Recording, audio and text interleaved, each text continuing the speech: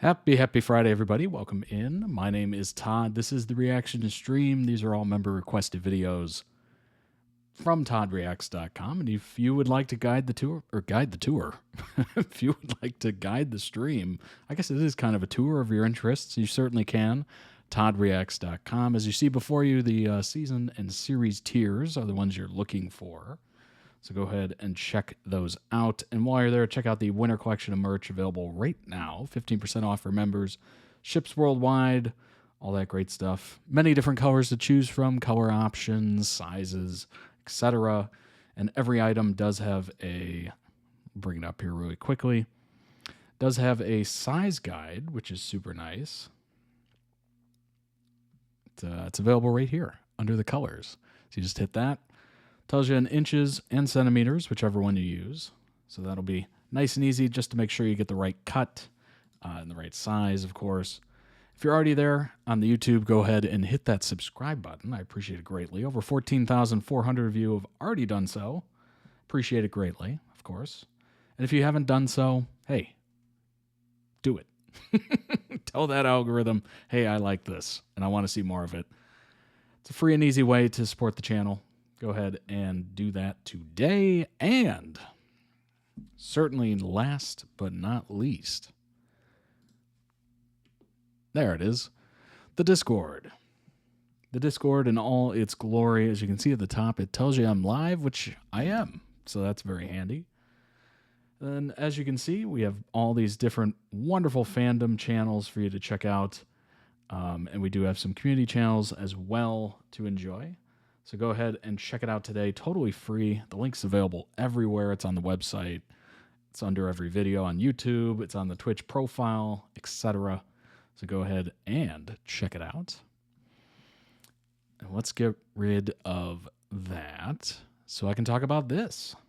Currently going on right now is the Joyful Holiday Sweepstakes. If you don't know what that is, it's an annual tradition here, Todd Reacts, where we give away one item from the store, free shipping, worldwide, all that good stuff. So you just have to enter. You go to toddreacts.com. This is kind of an easy way to get there. Right at the top, you just hit enter today, and that'll take you to that page. Or you could just type in toddreacts.com/giveaway, whichever one you want to do, and that'll bring you directly right to here. So basically, all you have to do is go to the winter collection and accessories, pick one item, and then come back to this page and just enter the form right here. It's 3 pages long. It's first name, username, email that you want the winning link to be sent if you win. And then you pick the item. That's the next page. And then the last page is just confirming the fact that you are subscribed to the YouTube channel. You literally just take a screenshot, upload that, and it's good to go. That is all that's involved. Super easy, super simple, takes 2 seconds, and that's all. And then on December 1st, which will be a Monday, this coming Monday, we'll do a live drawing, random drawing, and select the winner from there.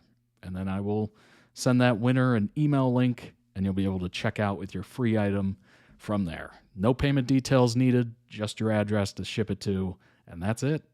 That's all she wrote.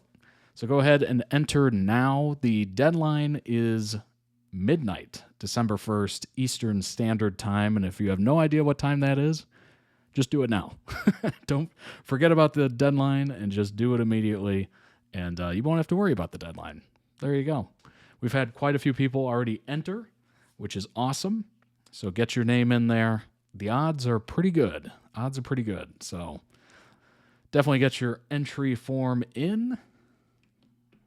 Good luck, all that good stuff. What's up, Luke? Welcome in. All right, we have 5 amazing member-requested videos for you today. We're going to start off with Outlander TikToks, and then we have a Queer as Folk Brian and Justin compilation. And then we have a Critical Role Campaign 4, kind of a character introduction video, I suppose. And then we have an ABO Desire... We have an ABO Desire compilation, so that's going to be very interesting. I kind of had my eyes open to the Omegaverse the last time, so it'll be very interesting to see it with that perspective. And then we will wrap up stream and kick off your weekend. We made it to Friday. We made it to Friday again. I mean, we're pros at this point, right? We're gonna finish the stream and kick off your weekend with a Dan and Phil video. So that should be very funny and interesting. Apparently, it's about a date night nightmare scenario or something like that. Who knows? But we'll figure it out, and I'm sure it'll be great. But yeah, thanks for joining. Let's go ahead and kick off the first video. Had a great Thanksgiving. If you celebrated yesterday, I hope it was good. Hope it was nice. Lots of food, lots of beverages, I guess you could say. It was a very, very lovely, lovely day and night. So I hope you enjoyed it. And if you didn't celebrate, I hope it was a good Thursday, good Friday, you know. But it's the weekend, so there's the positive, of course. Before we check this out, just some potential warnings here from Luke. Let's see here. There might be some mentions of, or at least some, discussion or part of the compilation abuse, mentally and emotionally, grape, if you know what I mean. Just have to say it that way, just to, avoid saying the actual word, which is ridiculous, but hey, we do what we have to. Alcoholism, substance abuse, blood, intimate references is what I'll say. So just a heads up on that. But let's go ahead and jump into this one. It is a bit of a longer video.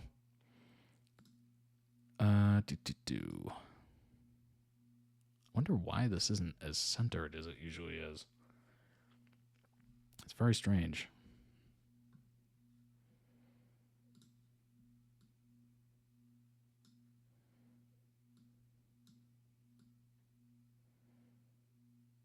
I don't know why the aspect ratio is interesting, but hey, we do what we got, right? Censored some of the words. Appreciate it.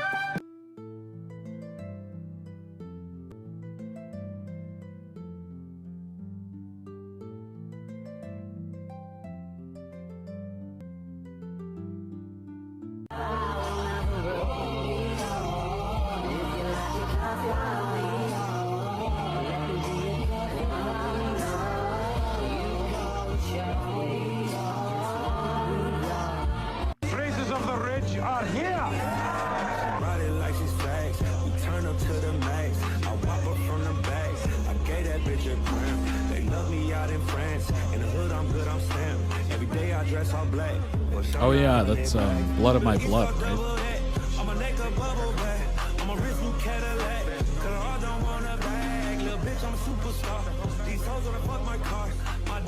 One for each spoon. You want 12 children? Why not? I want my baby.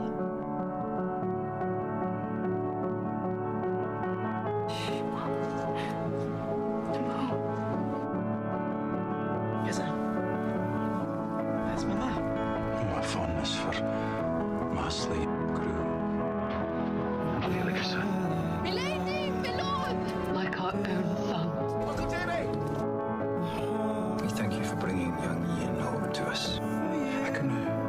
it was me. Find Granddad. Find Granddad. Wanted to fill this house with our children. I knew in my heart I was no longer in the 20th century.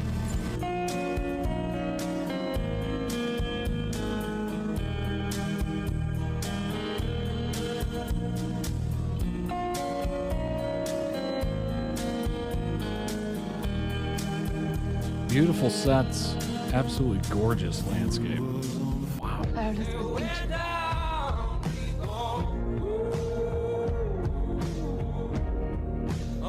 From the future.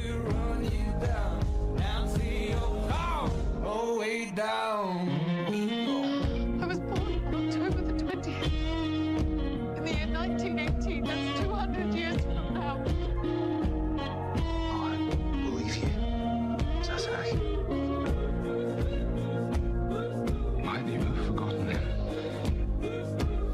Gosh, that's so crazy, the time travel. Oh my gosh. Land of time doesn't exist. Sometimes it's doctor, healer, a witch. I'm not afraid of what they call me. That's what I'm born to be. And will be till I die. Take it your real name's not Mr. McTavish. No, it's not. A nom de guerre, as it were. If you like. It's Fraser. Jamie. They call him Lupton.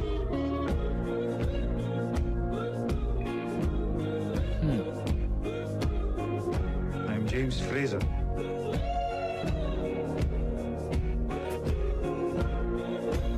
I was a husband and a father. And now I'm a grandson.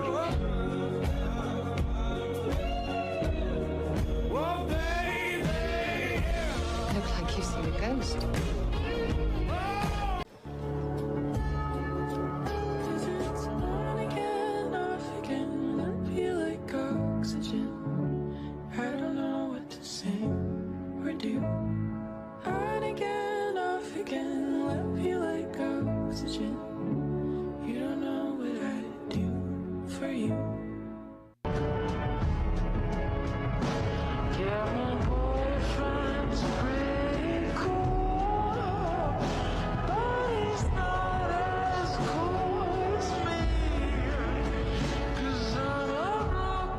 Home is the place where, when you have to go there, they have to take you in. You are my home now. No wonder you're fond of her, Uncle. She'll be a rare comfort to you. Yeah, she keeps taking me in. So, I suppose she must be home. Well, what about him? I can fend for myself. No, you're hurt. It's the one beauty of having parents, you know, or somebody close to that, or whatever version you might have, is the security and the knowing that if anything were to hit the fan, they would take care of you. They would, you know, step up to the plate. Like, that is, boy, without that in early life, I think it would be extremely difficult to set off at your own, you know, and really take risks. Like, a lot of being, you know, mid-20s or maybe late teens is risky because, you know, you don't have a lot of experience in things, and you're really just kind of testing the waters. But having that safety blanket and being able to test the waters and push yourself and all that stuff, like, it really does make life a little bit more tolerable. Wait, we have a look at that.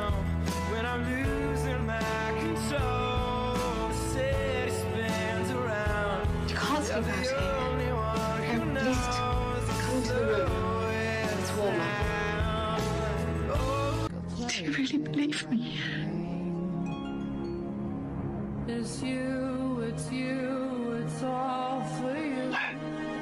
I believe you, Sassenach.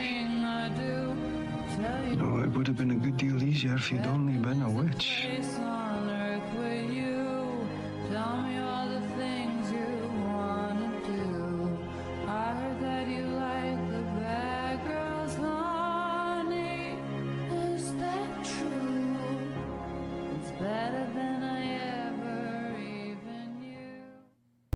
You're not as brave as I was before you came.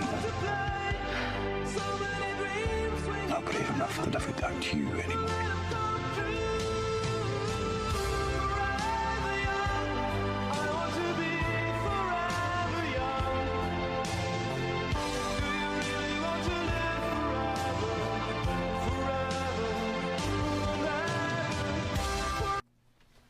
Does it hurt now? Aye.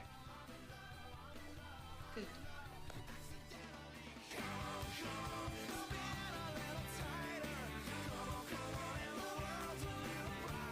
I love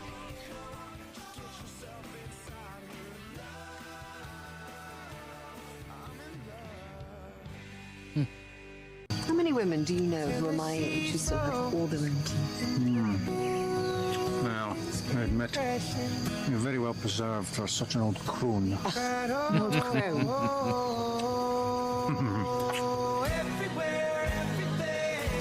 One of the few to prefer the words to eat till our fingers decompose. Blood of my blood. My hand in My yours. God. What did you name her? Brianna. Brianna.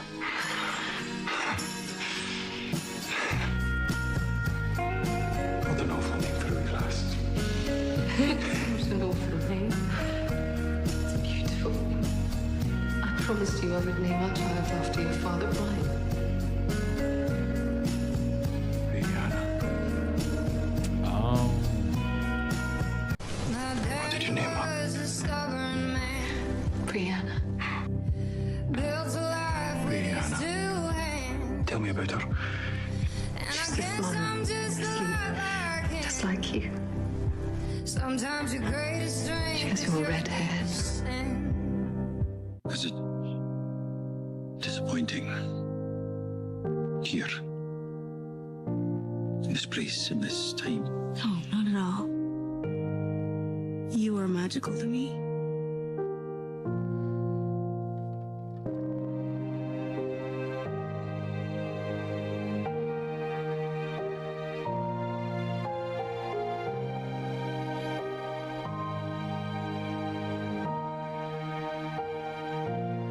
Interesting. So it's a family affair. My daughter. Brianna, the daughter.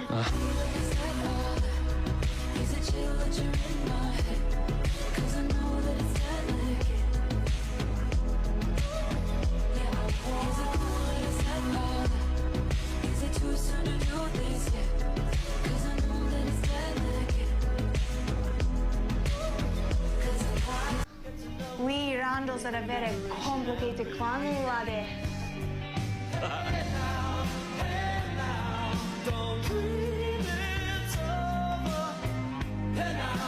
Oh, that's great.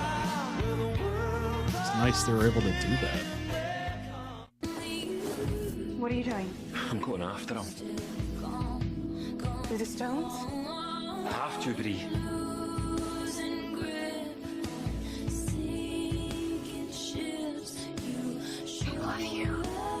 I will find him, Bree. I'll bring him home. His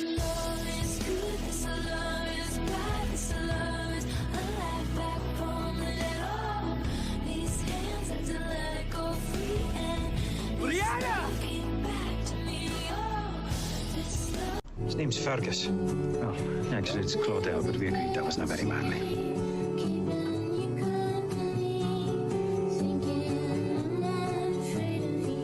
Fraser. It's Fergus. Claudel. Fraser. Yes, Fergus. In its entirety, if you please. Just Fergus. Surely you have a surname, do you not? I cannot marry you properly without one.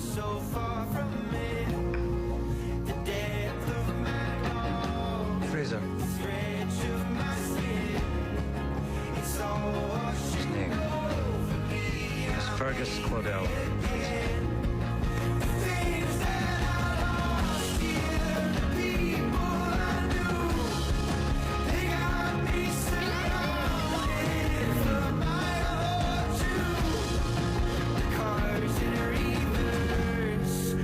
Isn't that adorable? That scene was very nice. I'm back between villages and everything still. Count that as another time where he came in to rescue. Wonderful. Murphy's. Tell me you love me. Come back and hold me. Oh, and I rush to the start. Dans mon esprit tout dévale, je me perds dans tes yeux, je me noie dans la vague de ton regard amoureux. Tis maybe a wee bit vulgar for a lady. Lord, forgive me.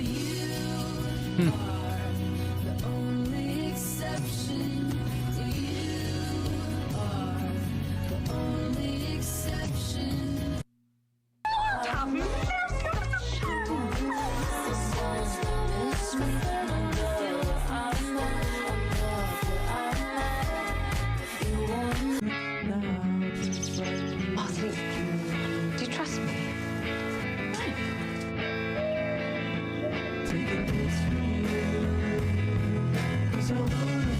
Martin, you are kind. Share it with me.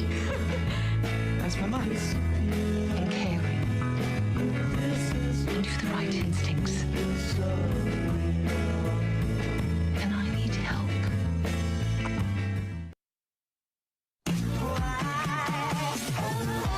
Wish I could synthesize a picture perfect guy. Alright, alright. 6 feet tall and super strong. We always get along. We have some exciting news. You're with child. Oh, I'm very happy for you both. Toast! No, stop. No, I'm not with child. I've invented something. Finger bones. Oh, this is wonderful. You've become like a sister to me.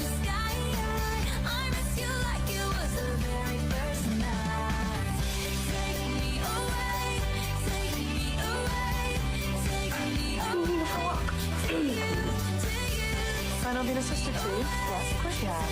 You don't think I can when a woman is with child?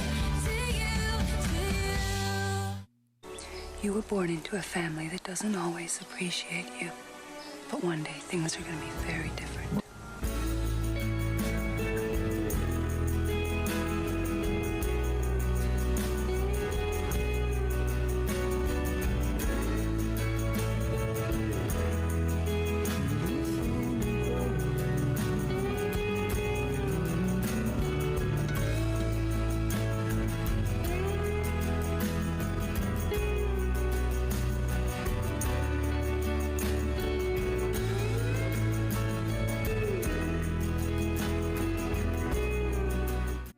Sure it was a ballpoint pen. What's a ballpoint pen? Who or what are you? I come from another time. I come from the future. 200 years from now.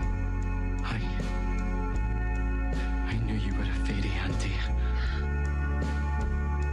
I'm not a fairy. Sorry, mistress. Who are you? Ian Money, mistress.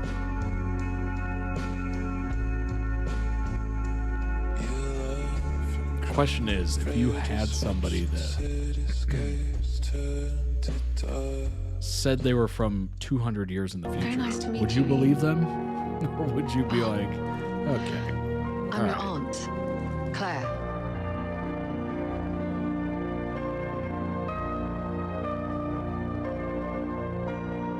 We need like some bit of proof or something like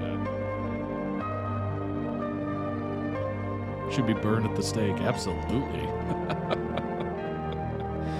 Can you imagine if you pulled out like a cell phone? Like a touchscreen phone, fully charged. It'd be like, what the heck is this? Miss Hunter, I didn't expect to see you again. It's nice to see you She again. introduced antibiotics in If you the ever find past. Oh yourself my unable gosh. to sleep at night, I'll let you take Rolo. Now that It's like the you're here, butterfly effect. I offer my protection. Everything changes. I offer my protection, though I don't need it. Tell me everything, son. Yeah, I want to hear about America, about your dog. I want to hear it all. Time travel rules and Claire don't mix. Her name is Rachel. She's kind and brave, full of faith and light. Do you love her? I do. Does she ken you love her? I tried to tell her. Look, What does he say?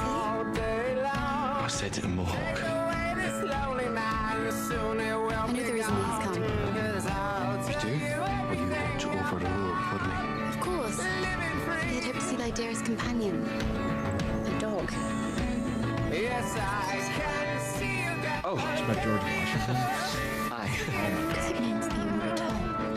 Yeah, but you asked her to wait for you. No, I didn't. But she has my dog. A dog. There's not a wife guarantee.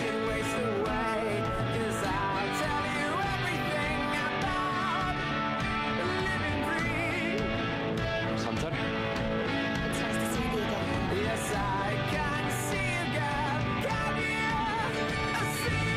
Promise me. Promise me you'll go to her. There's no time to waste.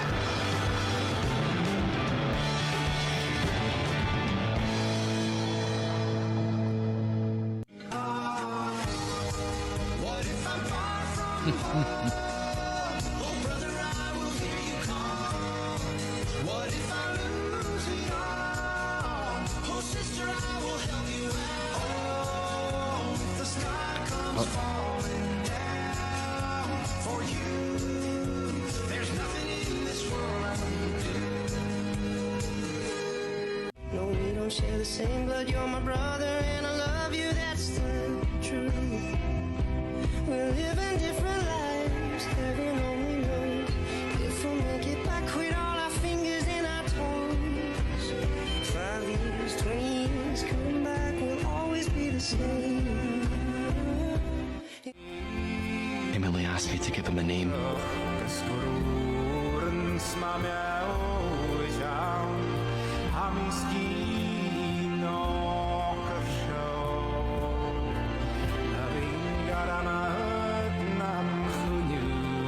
Ian James.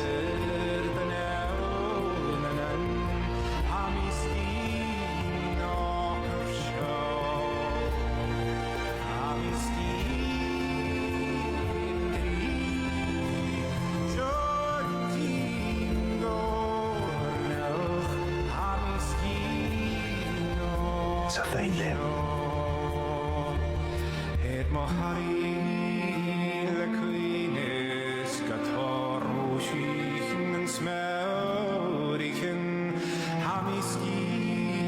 The world can always stand to another Ian.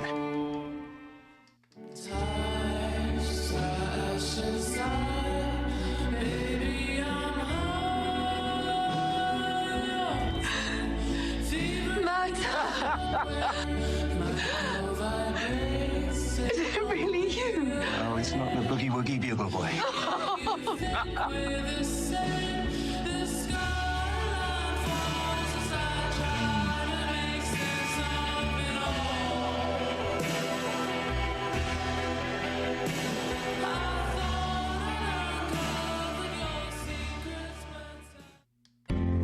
have everything you've ever wanted.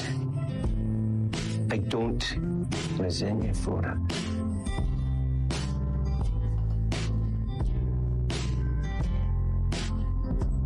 And I must do what I must. And you cannot resent me for that either. Nothing could ever make me resent you. It's good, honestly. It's kind of brutal seeing some of the more mentor-like characters fade away. If you believe your wife to be a witch, then who am I to contradict you? Kind of reminds me of when Gandalf the Grey was killed and the rest of them were just lost. They're just like, what the heck do we do now? I remember the first time seeing that and just being absolutely torn up.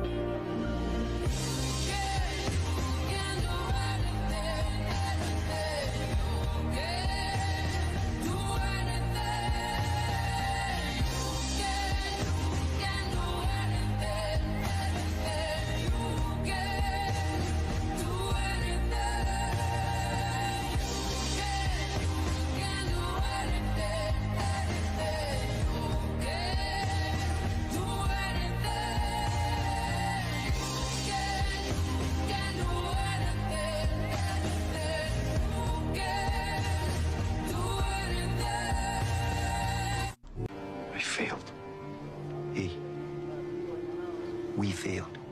That the carriage ride home was full of delightful tales of blood and pus and gangrenous toenails. Oh, that's brutal. What the devil is this? It's music, you dolt. I know music when I see it. Morning, Master Murtaugh. Says you. Tant pis. With luck, the combination will cause severe stomach pains and vomiting.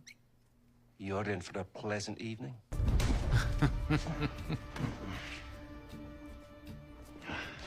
You should have trusted me with that knowledge from the beginning.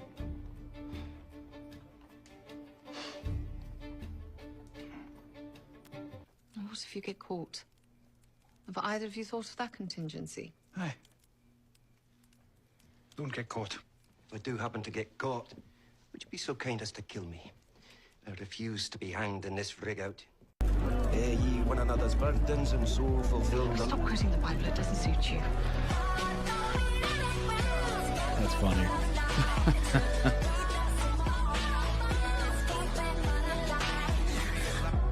All of them hoping to secure an advantageous match with Lord John Grey, no doubt. And it is the session event of the year.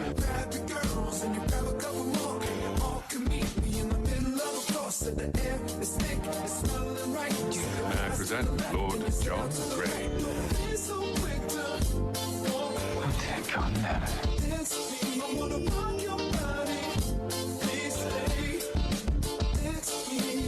Excuse me. I had no idea you were such a good dancer. To tell the truth, I'm not certain I am. I think I must have danced with every girl in the province. Oh, that. Simply because you are not born the right person for them.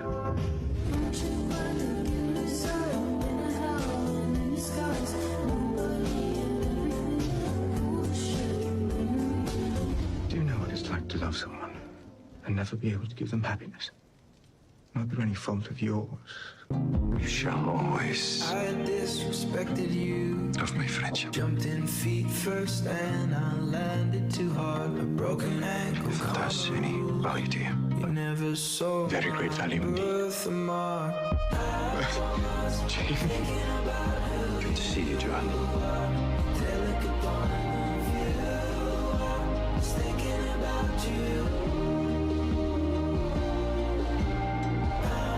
Jamie is one of the people I cherish most on this earth.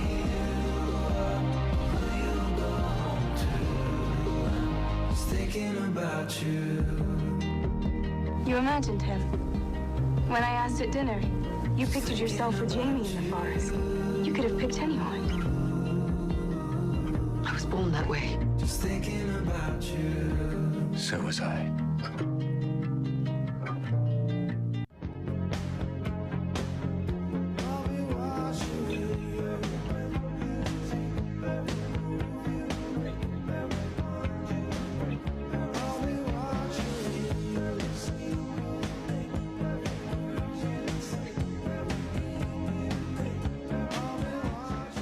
That's awesome. William Ransom. Your servant, man.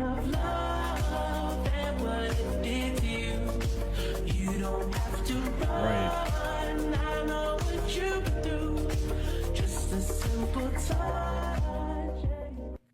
I am William Clarence Henry George Ransom, Earl of... No, that's Quite a few names there.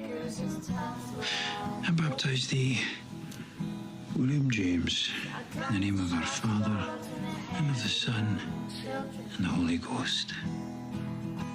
I am William Claire. James. Oh my gosh.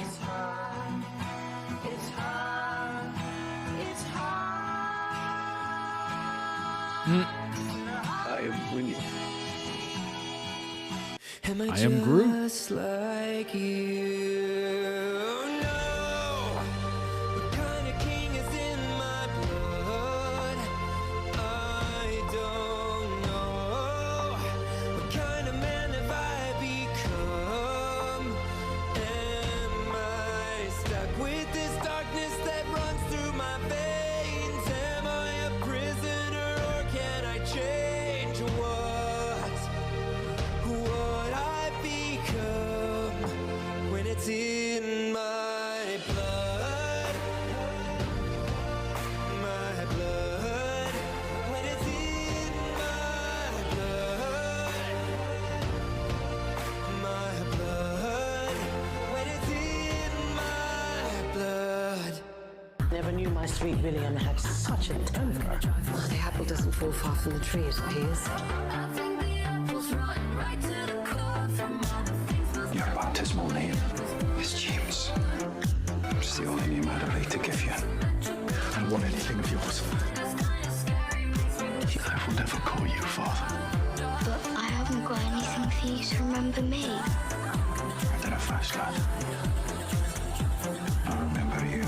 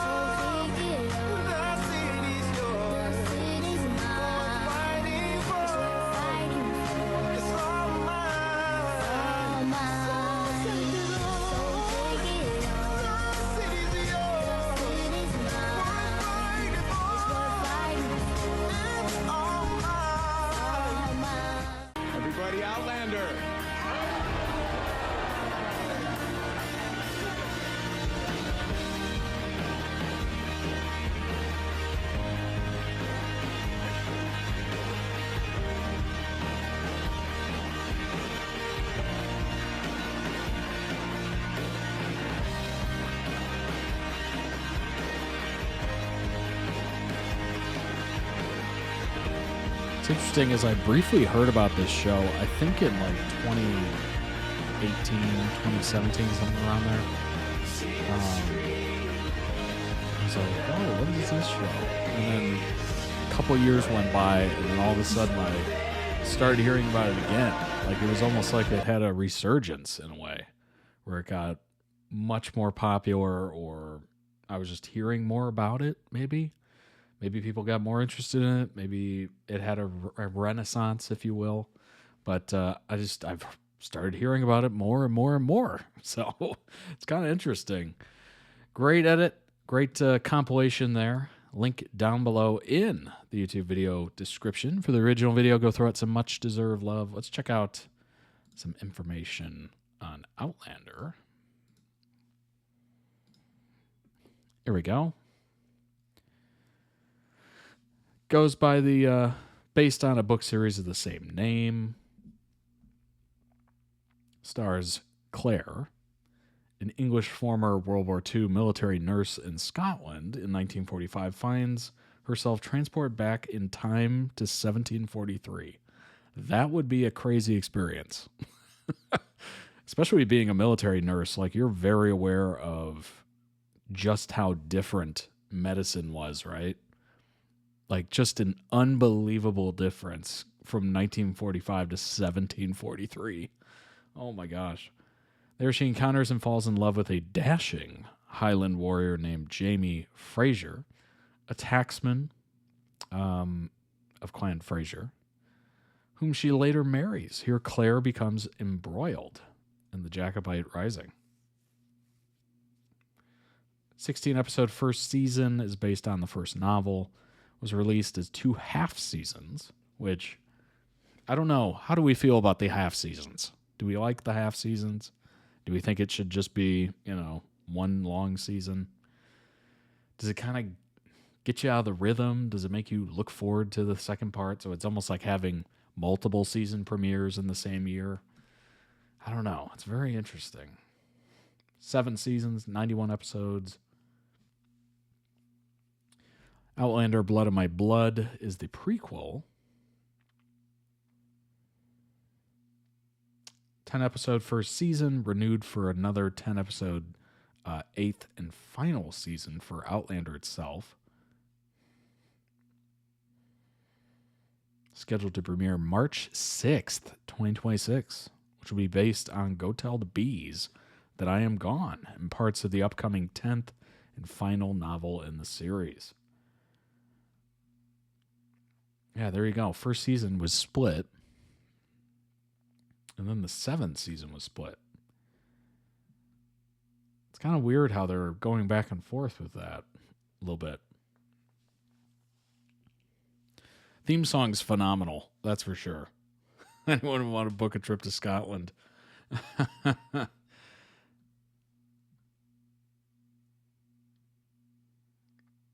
It's on Stars.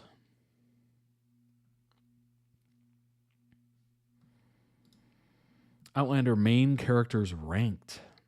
Number 10, Frank. Frank is at the bottom of the list because he's a huge jerk later in life. However, he is an absolutely fascinating character, and from my knowledge, way better in the show than he is in the books. At the start, he and Claire have an obvious connection, and he clearly has strong feelings for her. There are some genuinely beautiful moments between them, and Frank talking about drawing the lines on Claire's hand being particularly romantic. If it weren't for Claire's true love coming into her life, they could have been happy. There's evidence of cracks in the marriage from the first, with Frank talking about infidelity seeming like a cover for his own actions, but watching him search for Claire is heartbreaking. And that he holds out hope longer that Claire didn't just run off with another man, even when she in fact was with another man, is impressive.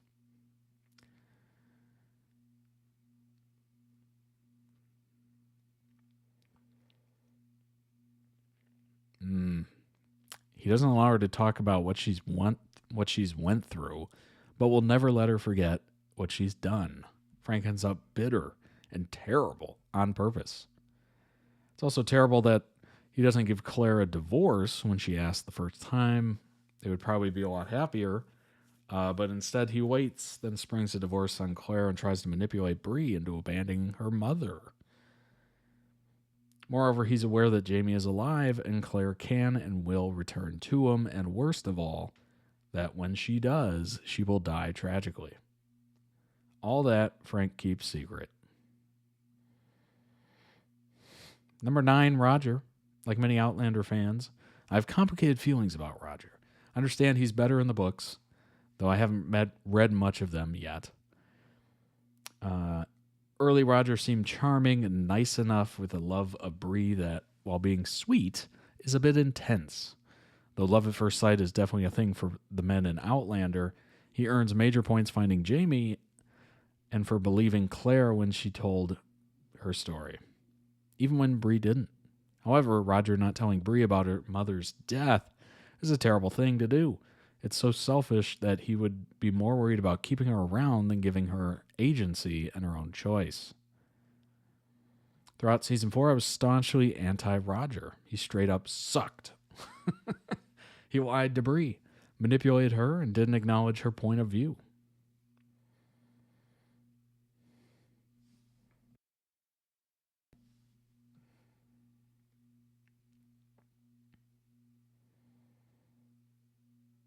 Very interesting.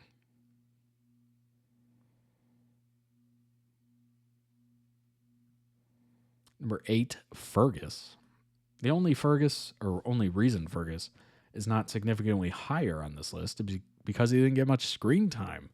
He's been with us since season 2, has been a wonderful addition from the first. We get to see him as a precious young pickpocket, charming and sweet, who is like a son to Jamie and Claire. He goes through so much and loves Millard and Milord and Milady with all his heart. I thought that was a name for a second. I'm like, what? Fergus is orphaned, raised in a brothel, and assaulted. And he could have been very angry and bitter. Instead, he opens his heart to Jamie and Claire, shows kindness, tenderness, affection. The scene of him brushing Claire's hair after she loses the baby is beautifully heartbreaking, as they both deal with trauma and loneliness.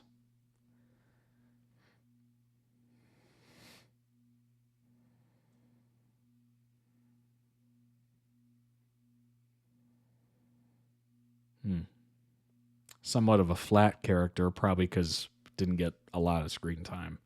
It's unfortunate. Number 7, Brianna.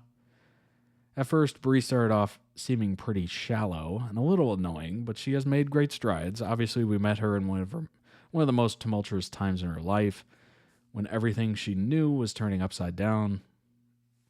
That could turn anyone off kilter, and certainly explains some less mature behavior, but she was just ... off.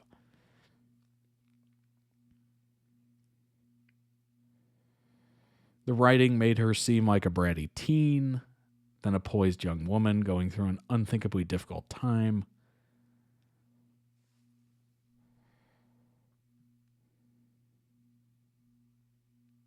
Bree has become a character that much more naturally fits into the story this season, and a much more positive force as another strong character.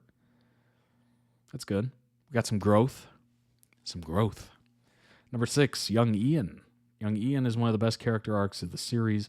Goes from bubbly young boy with an adventurous spirit to a hardened warrior struggling with his identity and value of his own life. I didn't love him as that bubblier younger character. He was cute, but not exactly compelling, even when he was in Jamaica. Though he went through some serious crap, his scenes were never my favorite. More than anything, he was a MacGuffin for Jamie and Claire to chase and go on adventures to get. Great moments in season 4. Take charge of his own life.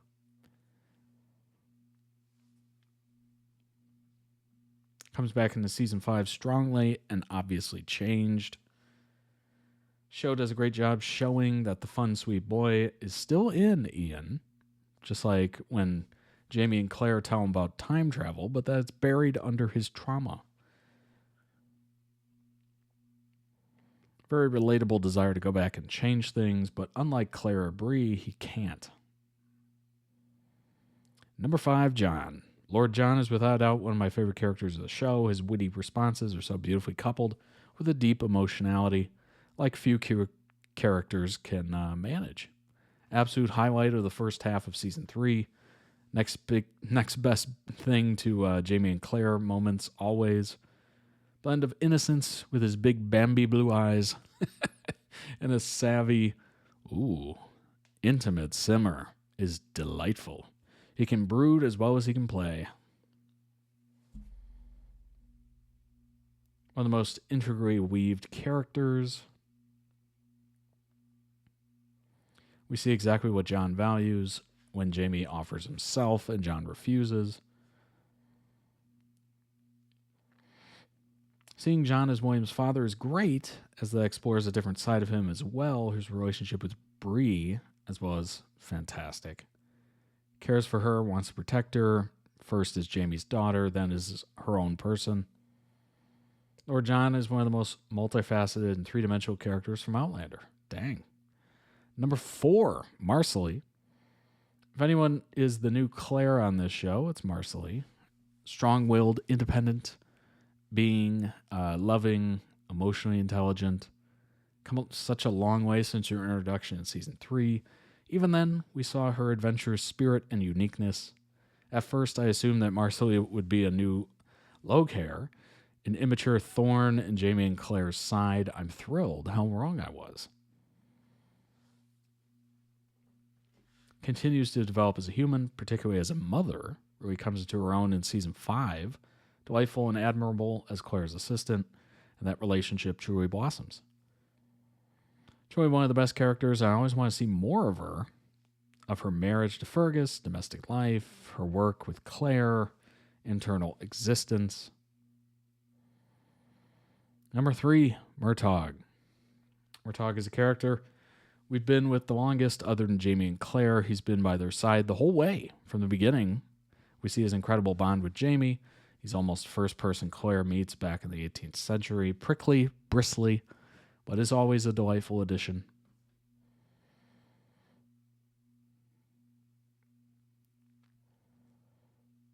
We lose him for a time, but his return is amazing. It's one of the greatest moments of the show, of the series, when Murtaugh and Jamie see each other again. Really comes into a new era in season 5 as the leader of the Regulators. Staple of the show, it's hard to imagine it without him. He's the second person to find out the truth about Claire. His relationship with Bree is precious.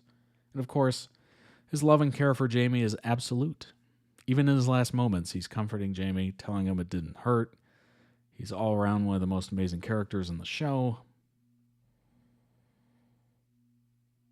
Presence will be sorely missed. Number 2, Jamie, the man himself. It's also almost impossible not to love him at first sight with those beautiful eyes and that wry wit. But it's his incredible moral sense and loving heart that makes him truly remarkable. Before he marries Claire, we just see how disastrously charming he can be. But after their marriage, it's clear just how sweet and loving Jamie really is. He falls for Claire and falls hard, willing to do whatever it takes to protect and care for her. Incredibly brave in many different ways. To Jamie, the only important thing is the safety of those he loves. He sends Claire away to protect her, living after that as a punishment to him. Suffering the loss of Claire and his baby girl for 20 years, he still manages to do good with his time. In the later seasons, Jamie has lost a little bit of his idealism, more selfish, not for himself, but for the people he loves. Already lost his heart and soul once and will do whatever it takes to keep Claire and Bree and their family from harm. It's remarkable to watch the character grow and change from his 20s to his 50s. He makes mistakes, he's stubborn, he's got a temper, gets in the way of his best sometimes, or what's best.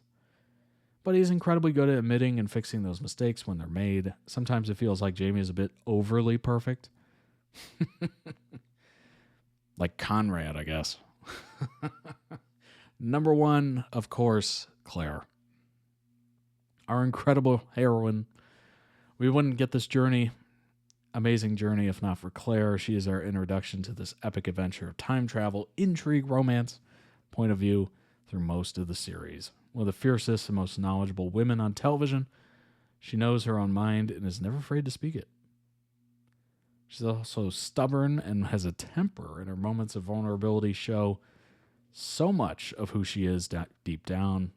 Much like the man she loves, she still manages to do some good with her life. When she finally finds Jamie again, she risks all once more to go after the man she loves. In the end, she's a wonderful character, driving force of the show. Always made better by Jamie, and of course the relationship is central. Ranking the 16 show villains.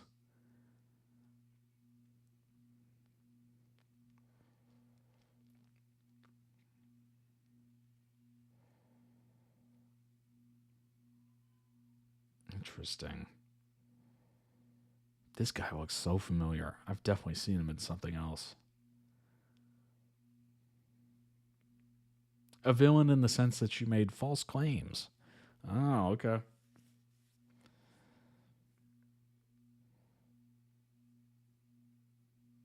Dougal. Formidable figure.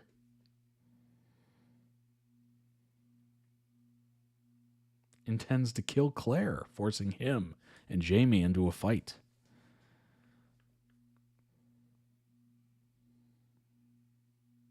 Buck McKenzie, Alan Christie, Gerald Forbes, the Duke, Saint Germain, Richard Brown, Stephen Bonnet, a pirate, scarcely be trusted, of course.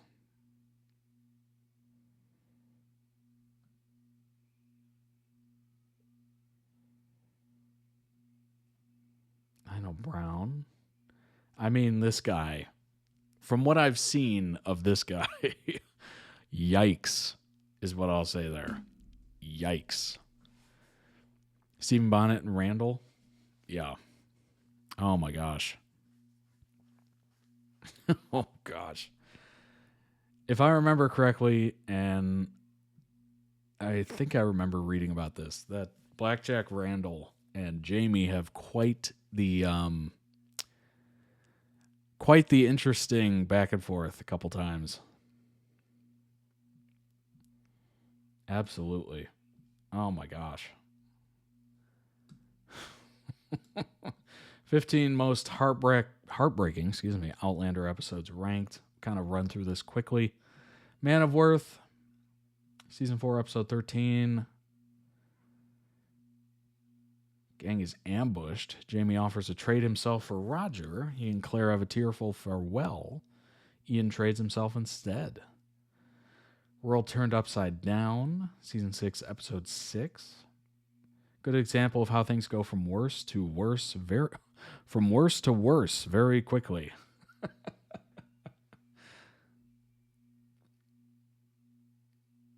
First she gets sick, then she's shocked by Malva's accusations. Finds Malva's dead body, fails to resuscitate her unborn baby. She's hysterical. Oh my gosh. Number 13, America the Beautiful. Our characters learn quickly that America is just as brutal as Scotland. Bonnet's attack is chilling with the bluesy rendition of America the Beautiful playing in the background. It's also heartbreaking, since Claire and Jamie just spoke of their morality, hopes for the future, and wishes to pursue the American dream, especially after the governor offers them tons of land. I Am Not Alone, number 12. Can't be an Outlander season finale if Jamie and Claire are together by the final scene. However, this season's finale seems to be one of the direst. Claire's life is in danger after she's had a pretty harsh time throughout most of the season. She's still dealing with the effects of Lionel Brown's traumatic assault. By the end, she's again completely alone and wonders about her and Jamie's fate. Number 11, Devil's Mark. One of the most romantic episodes, but it's also heartbreaking. Soul-crushing witch trial. Jamie tries to rescue Claire.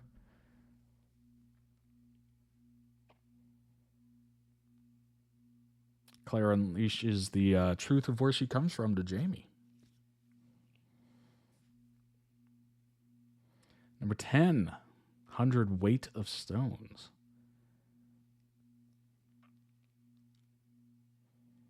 Shows fans something they never expected. A third marriage for Claire to be the most unlikely characters in the show, Lord John Grey. Understandable why it happens, but it's still so weird. Heartbreaking thing is that it had to happen. It's hard to mistake how grief-stricken everyone is. And horrible to watch Claire at the end of her tether. Number 9, Through a Glass Darkly. Season 1's end sees Claire and Jamie set sail for France. Outlander Season 2 start, Claire seemingly went back through the stones. Reunites with Frank, tells him everything. It's a gut-wrenching moment. Claire's grieving, losing Jamie. Number 8, Written in My Own Heart's Blood. Season 7, Episode 15. War is Coming. Many of Outlander's best have come close to death. Claire herself has been on death's door more than one occasion. However, their brush with the Grim Reaper feels different and way scarier than any other time. These scenes also make the viewers wonder if the couple will ever find happiness. Number 7, The Battle Joined. Oh boy, that looks like an interesting scene. Aftermath of Culloden is dark, dank, and depressing. Jamie lies in a heap of dead men on the brink of death as flashbacks of the horrible events. Claire starts her life over with Frank before Brianna's birth. It's satisfying seeing Jamie kill Black Jack Randall. However, after the battle, Jamie's ready to die. Number 6, The Ballad of Roger Mack. Especially unrelenting and merciful.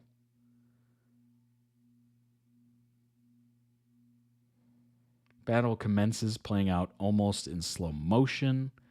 In the heat of the fight, Murtaugh saves his godson one last time before he's shot.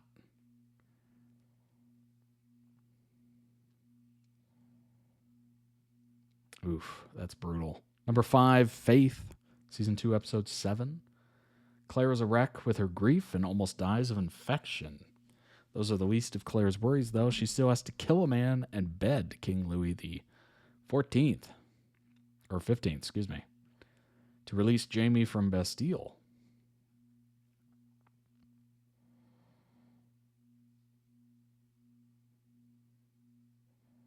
Wow.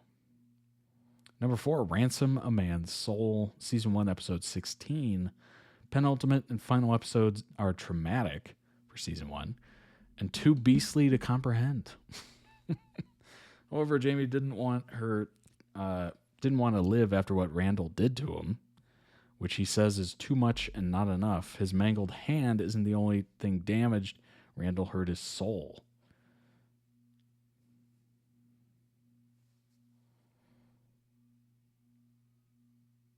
Number 3, Wilmington.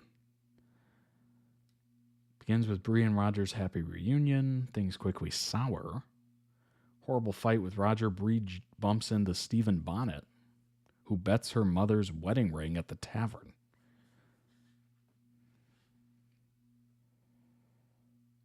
Oh gosh, he doesn't want money. Bonnet wants Bree to, quote, earn it.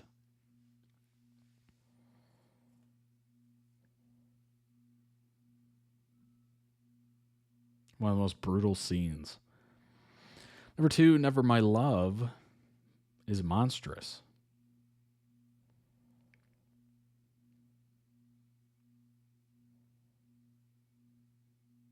Oh boy.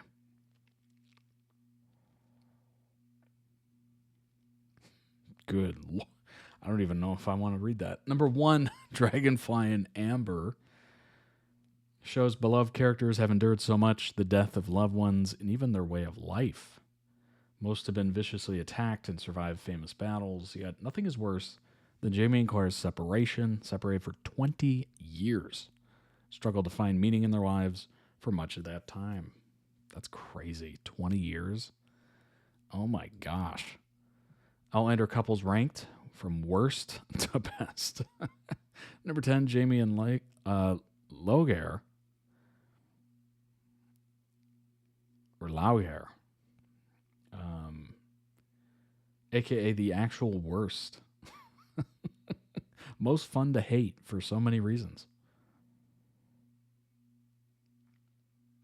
Jealous and immature, becomes positively hateful trying to get Claire killed. Dang. Frank and Claire. These two are maybe the most tragic couple in the series. They've been torn apart by World War II. Just as they start to reconnect, they're torn apart again.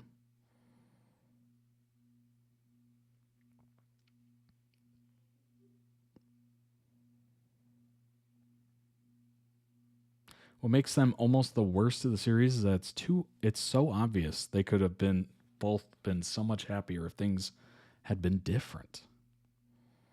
Number 8, Louise and Prince Charles. We don't get to see much of this couple together, but we do get to see them as individuals. They exist as twisted mirrors for Jamie and Claire.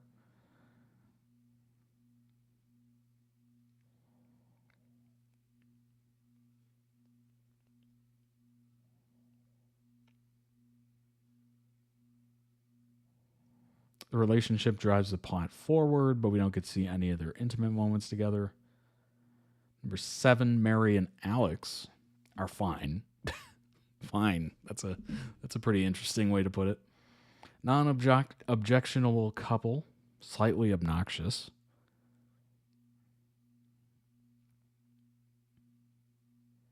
They were there to prop up the more important characters, and in the end, that's fine.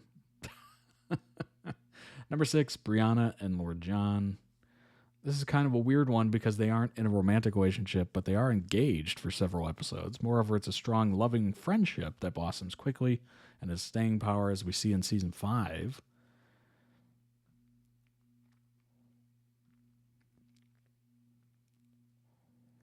Obviously, there's some problems with this relationship were it to become a romantic one, i.e. John's undying love for Jamie and sexuality.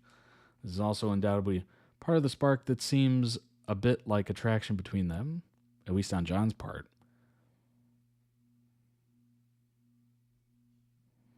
Number 5, Roger and Brianna.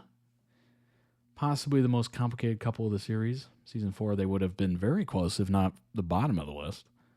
They're so far on the same page. They're so far from the same page. It doesn't feel like they could even be together or should be together.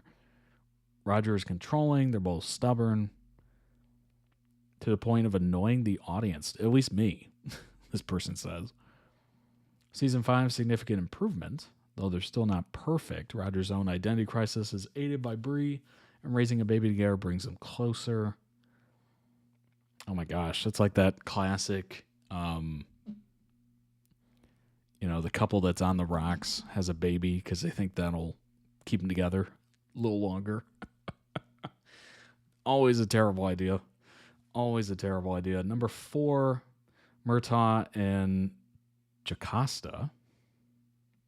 These two have a complicated and beautiful relationship. Murtaugh loved Jocasta's sister, Jamie's mother, Ellen, and so Murtaugh and Jocasta start out complicated. Murtaugh is prickly, but Jocasta cuts through it impressively with her directness. Murtaugh has softness and love with Jocasta. We really don't see anywhere else. It's wonderful to see an older couple actually falling in love, having those first phases of new love, as well as represented in loving and in intimate situations.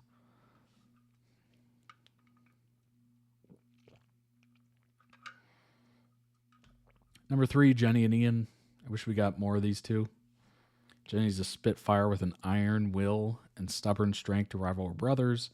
Ian's loving, steadfast, patient, making him a perfect match for Jenny.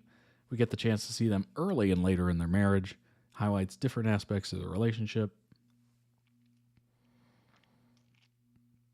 Season 1, Ian is Jenny's rock, she's his light.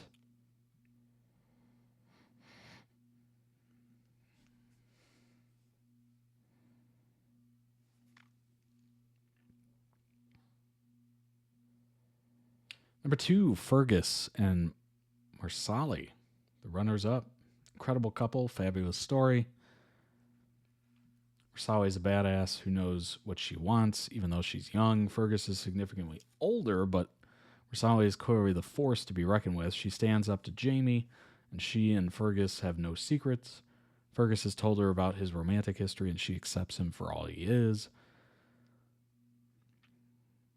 Marsali is a remarkable modern woman. Her views about sexuality and love are impressive for her time. She's also gentle, reliable.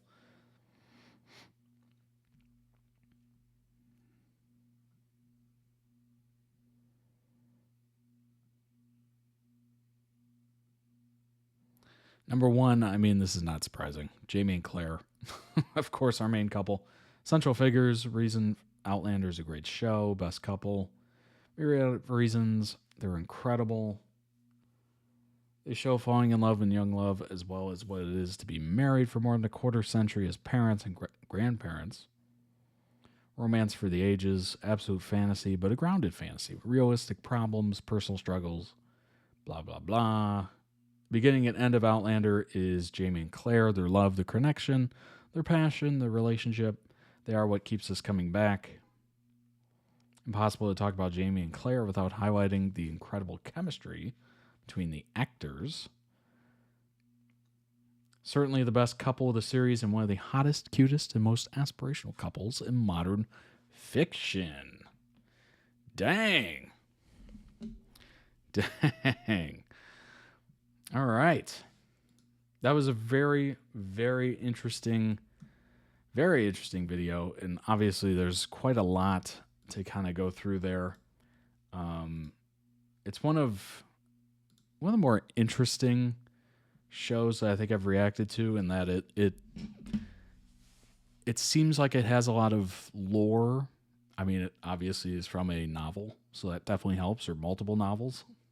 I love the time period. I love the fact that, time travel is included. It kind of adds a little fantasy element to it, which is interesting. It's a different wrinkle as opposed to just, a period piece. So it gives you that, but it also gives you a little bit of fantasy in there where you could be like, ooh, this kind of, you get to see them at different stages, different times. It's very interesting. Very, very interesting. All right, let's move on to the next one. It is Brian and Justin, Already Gone. This is from Queer as Folk. Always weird saying that word, folk. I don't know why. Thanks for the follow. Appreciate it, Tuv. All right, let's do it. Look, I don't believe in love. I believe in fucking. Remember all the things we wanted. Now all the memories they're haunted. We were always I thought we were partners. I'm not your lover. I'm not your partner. I'm not even your friend. You're not anything to me. Even with our fists held And what changed your mind? It never would have I finally thought of one good reason to do it. And what is we that were one good never reason? meant for two To prove to the person that I love how much I love him. Love is something that straight people tell themselves they're in so they can get laid. And then they end up hurting each other because it was all based on lies to begin with. Didn't come here to hurt you. Now I can't I wish I could remember. stop. I want you to know. I wish I could forget. That it doesn't matter where we take this road, but someone's gotta go, and I want you to know. Thanks. Whether we see each other next weekend or next month. But I want you to move on. Never again. So Doesn't matter. It's only time. Looking at I should have told you about it. I'm taking all the fun out of it. I know that you'll He loves me. find another. You're dreaming high school boy. Doesn't always make In ways that you can't. cry. In ways that I won't. Aren't you forgetting something? Come see, I got Started you. with the You can draw it, you see? we could feel the poison. Stop being a fucking princess and come give it a try. If it couldn't What keep for? this love To make you happy? alive. So that you can tell yourself you fixed little Justin's problems and made everything all better? You know that I Well, you can't fix this, all right? No one can. you so. Love you enough to I care about him. you So go. you're just gonna quit. It's over, all right? Accept it. I'm not gonna draw again. It doesn't matter It's where we made love for the first where we time. take this road. But That wasn't love. I just gave you a rim job and fucked your brains and out. I want you to know you couldn't have loved me better. But I want you to There was love to me. If you care about him, and I believe you do, you'll do what I ask and return my son to me. That garage scene Told me that is I'm all he wants. brutal. They're still using that one? all the memories It's more than you've ever said. we were always meant to say goodbye. And how about marrying me? It's more than I It's ever like the will. one thing that So, sticks out to me Let's do it. about what I've reacted to from this show. What are you still doing here? It doesn't Yes. matter I will marry where you. we take this I will marry you. but someone's gotta go. And I Would you care if I wasn't? want you to know It's your call where you want to be. couldn't have loved You decide. better. But I want you to Because the minute you do that, you're dead. I'm already You can't control everyone's life. There was nothing I could do. I'm already And then you just laid there on the cold cement. Not as long as I've got you to protect me. Obviously. Remember all the You're still things here. we wanted. Being mean to me All has the never really worked. memories that You should try another tactic. we were always meant to say goodbye.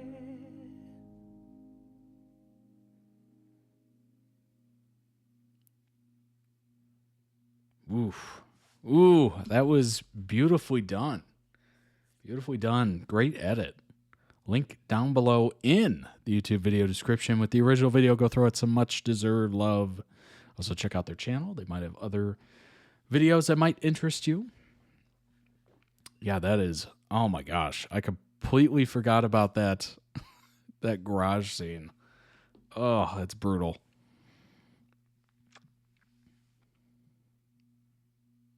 Brian Kinney. Look, I don't believe in love. I believe in doing it.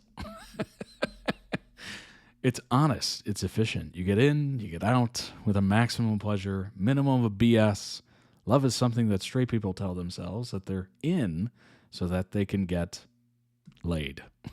And even then, they end up hurting each other because it was all based on lies to begin with. If that's what you want, then go find yourself a pretty little girl and get married. That was Brian to Justin. Wow. Brian, in my opinion, is or was one of the most complex characters on television. I'm not sure where to begin describing him.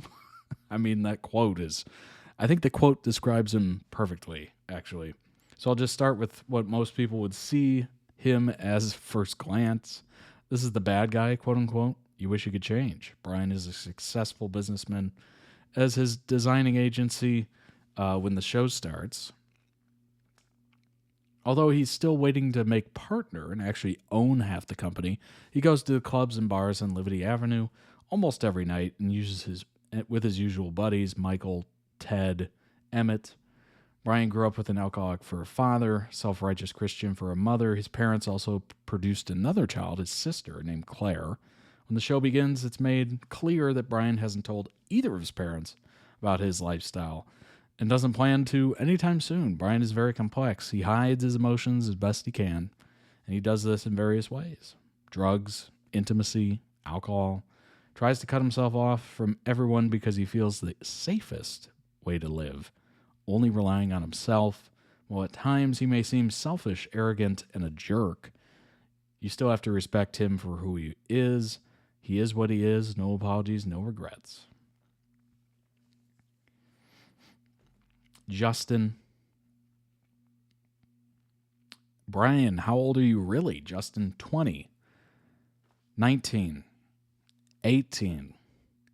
Brian, what is this, a missile launch? Countdown. Justin, 17.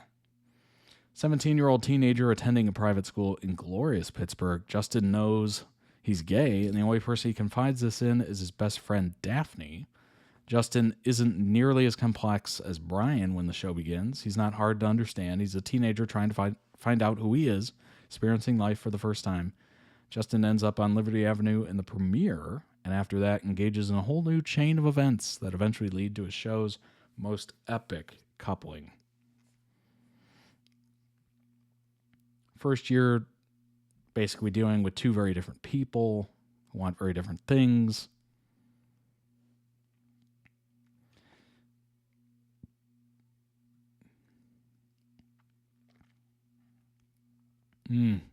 Brian picks up Justin for a one-night stand. Gets a little more than they bargained for because Justin, at the age of 17, yikes, he's not looking for just a one-night stand. He's looking for the love of his life. Justin tells Brian he's in love with him immediately. Oh my gosh. But Brian quickly dismisses his feelings as puppy love they will eventually get over. Luckily for Brian, Justin doesn't give up that easy.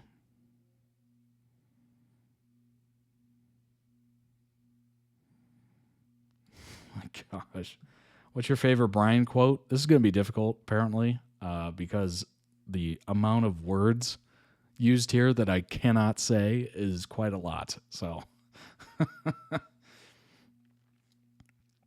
he's got a few to the effect of, yes, I'll say gay, but unless I'm having my way with you, it's none of your business. That's what I'll say for that.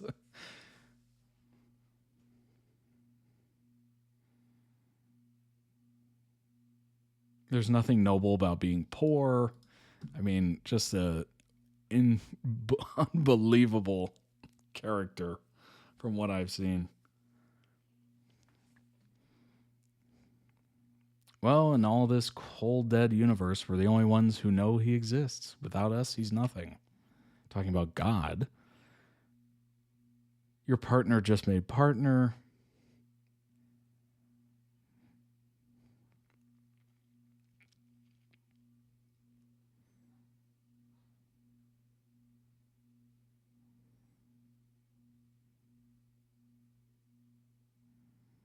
I'm trying to find one I can read. Like, legitimately read.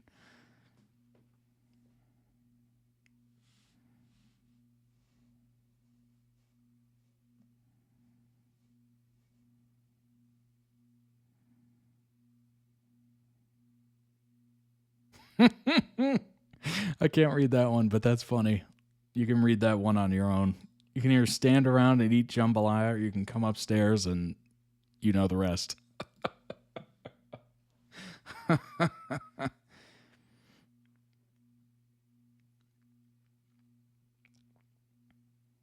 Yes, I too attended the 9th grade.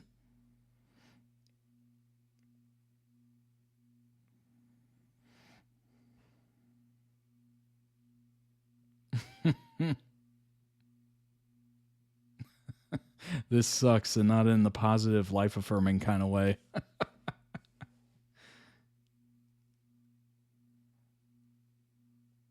No apologies, no regrets.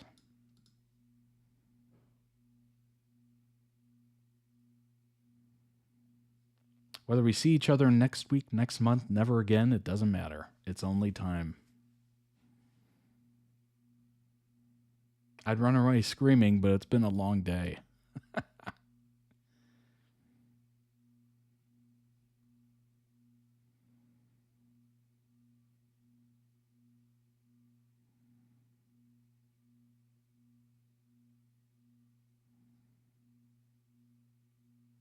That's funny. Oh my gosh.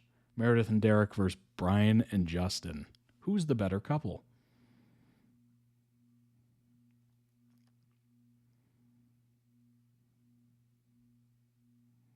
Comparing Grey's Anatomy and Queer as Folk, it's helpful to begin with the progressions of Meredith Grey and Justin Taylor, our two protagonists, who in their own ways fought to get out of the shadows of their partners.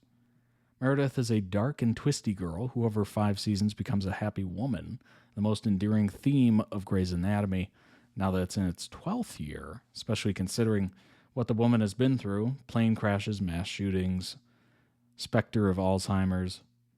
She died once, chilled out with God, got her hands stuck in a guy who exploded, went blind from IVF, and more recently was put out of commission for months by a deranged patient. Oh my gosh.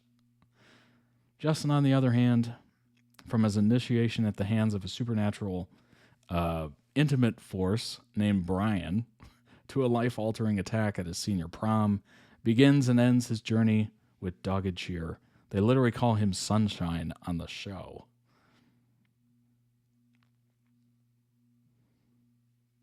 Justin's 17 when he goes home with the 29-year-old, Brian. Meredith is on her own, on her last tequila-fueled bender before starting her residency, which she goes home with a random hottie in 2005. Teen Justin's agency is in question from minute one. Meredith is only retroactively called into question the next day when she finds out the rando is her new boss. Oh my gosh.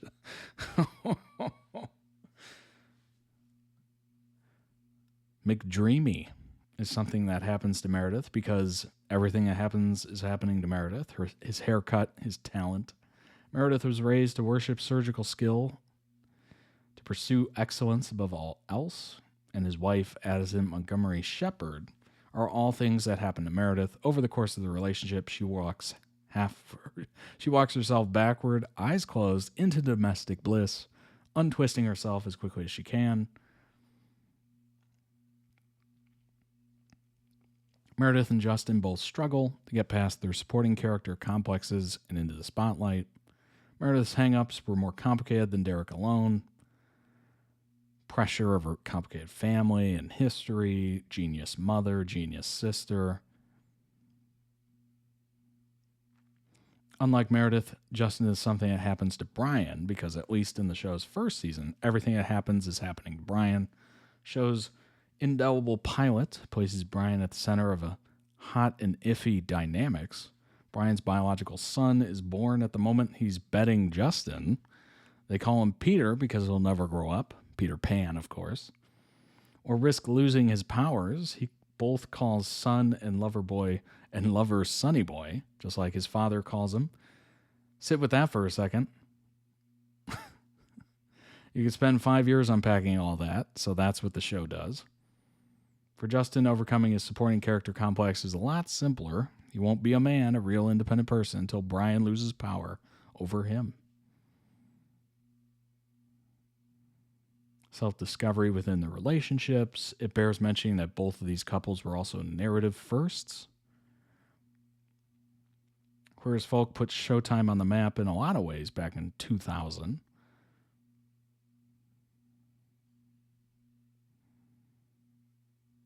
First mature show about gay men, delivered to the first generation about after HIV broke history in half.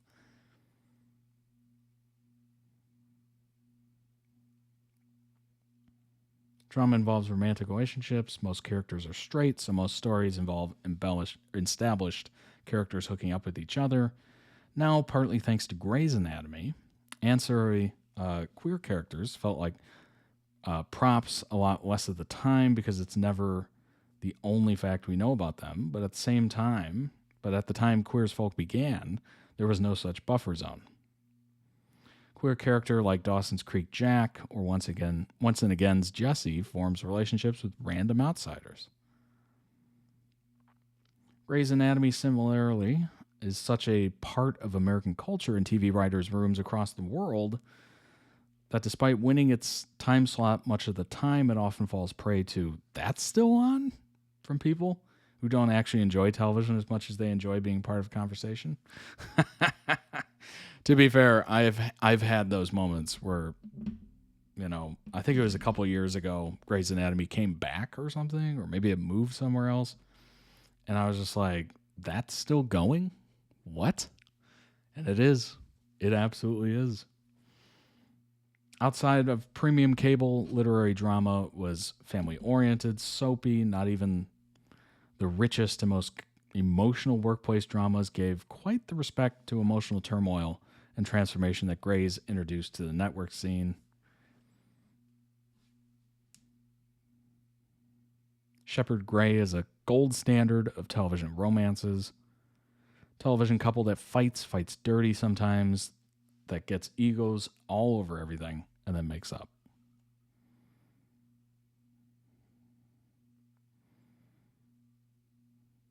Justin showed us the door, opened it to love, and damn the consequences, picked out for himself the most unwinnable prince, the biggest dragon, the tallest windmill, but it's Meredith who keeps us walking through it, daring us to stay in an uncomfortable feeling, and the halfway meltdown, and the hard parts we must do anyway. It's Meredith who reminds us we're stuck in the mud, and that sometimes mud is all you get.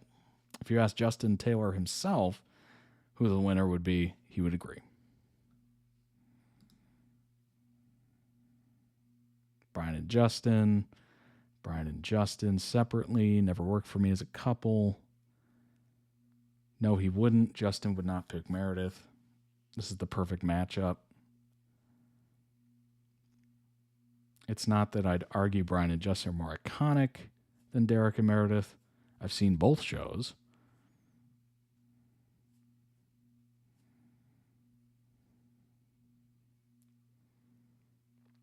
Wrong choice. Justin and Brian gave us a real non-monogamous relationship on TV. Extra points there.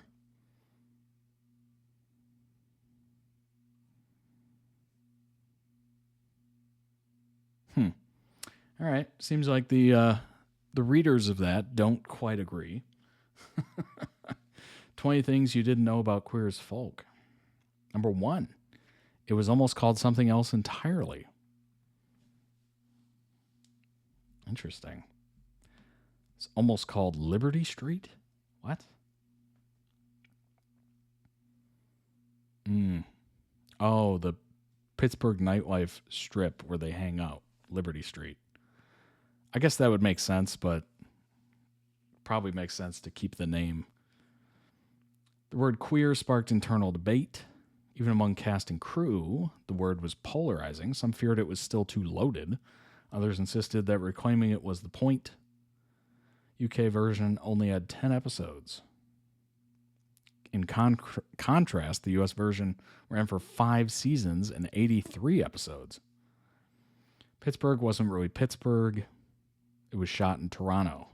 Yeah, that happens a lot of times, frankly. Most of the time. I think it's Vancouver right now, where a lot of shows are filmed. The pilot was nearly too hot for TV. And that's on Showtime. Showtime reportedly had cold feet after seeing the pilot episode. The show was eventually banned in several countries. That's not surprising.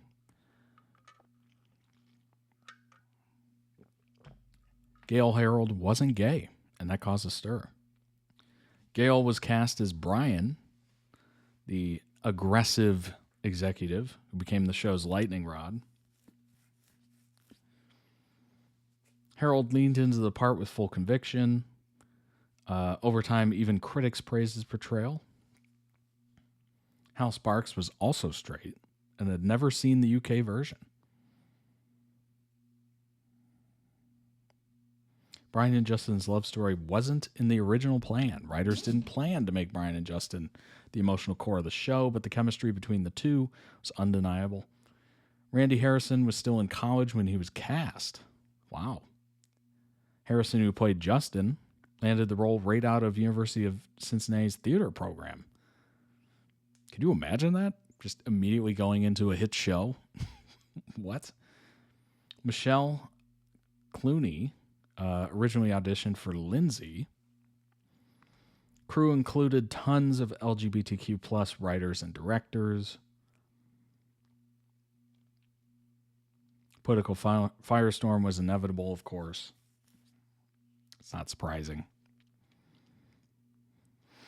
The intimate scenes had a secret weapon, an intimacy choreographer. Yes, that's a real title. Worked with intimacy coordinator and choreographer. What's funny is that's like a normal thing now. that, you would have intimacy coordinators on set. I wonder if it was that, because I don't know if I've heard of that term before the last 5-10 years, maybe. Debbie's shirts were actually vintage activist tees. Speaking of Sharon Glass, she joined the show without reading the script. She trusted the producers and wanted to support the community. Show spawned a queer fashion revival. Retailers in the early 20s, early 2000s reported upticks in mesh tops, tight jeans, Doc Martens.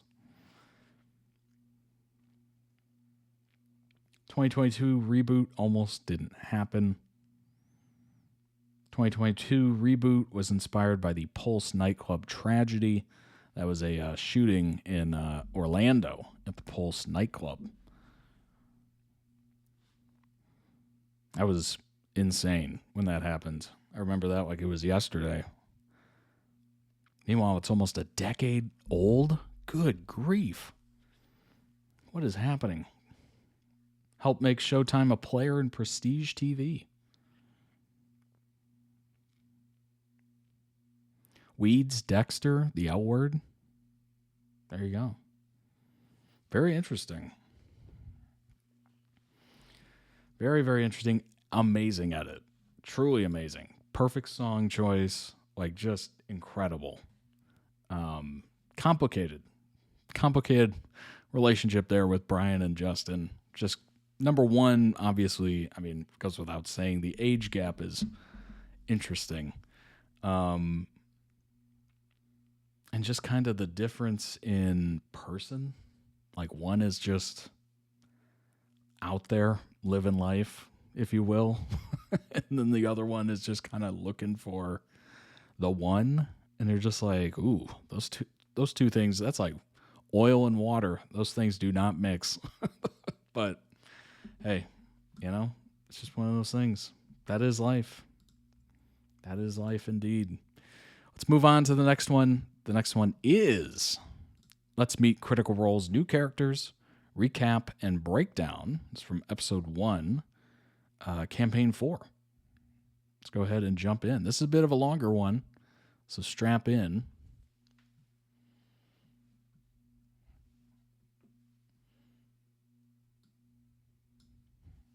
Alrighty, here we go.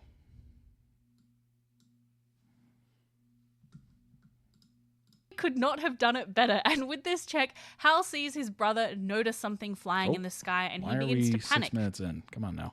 Hello everyone, my name is Luna and I'm here to break down everything that happened in episode 1 of campaign 4 of Critical Role, The Fall of Thiazi Fang. It is so exciting to be starting in a brand new world with brand new characters, and there is a lot to keep track of. So just like with campaign 3, I will be breaking down every episode, explaining all of the juicy lore, walking through all of the character connections, which feels especially important for this group of characters, and of course wildly speculating about the episodes to come.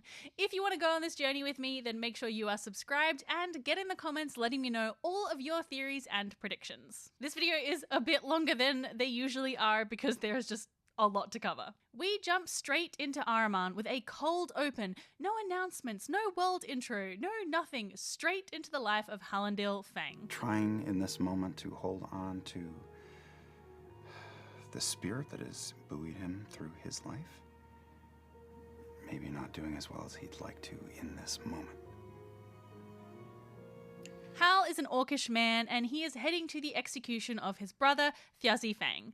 Hal is played by Liam O'Brien, and he is a bard. We don't know yet what subclass, but I am willing to bet that he is playing the tragedy bard from Tal'Dorei Reborn. It was practically written for him, and what better place to introduce such a character than at the tragic events that unfold throughout this episode. Many of the scenes take place in a neighborhood called the Rookery in Hal's home, which is apparently a modest one, but it does have lots of bedrooms and seems really big, and I think we all know that owning a home like that on a modest salary is the real fantasy here. We learn a fair amount about Hal. We know he has 2 daughters, Shadia and Hero, and a son called Alagar.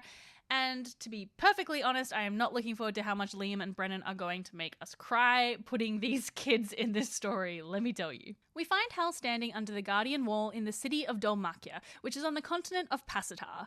We do not have a map yet, but fingers crossed we will see one soon as we learn more about this land.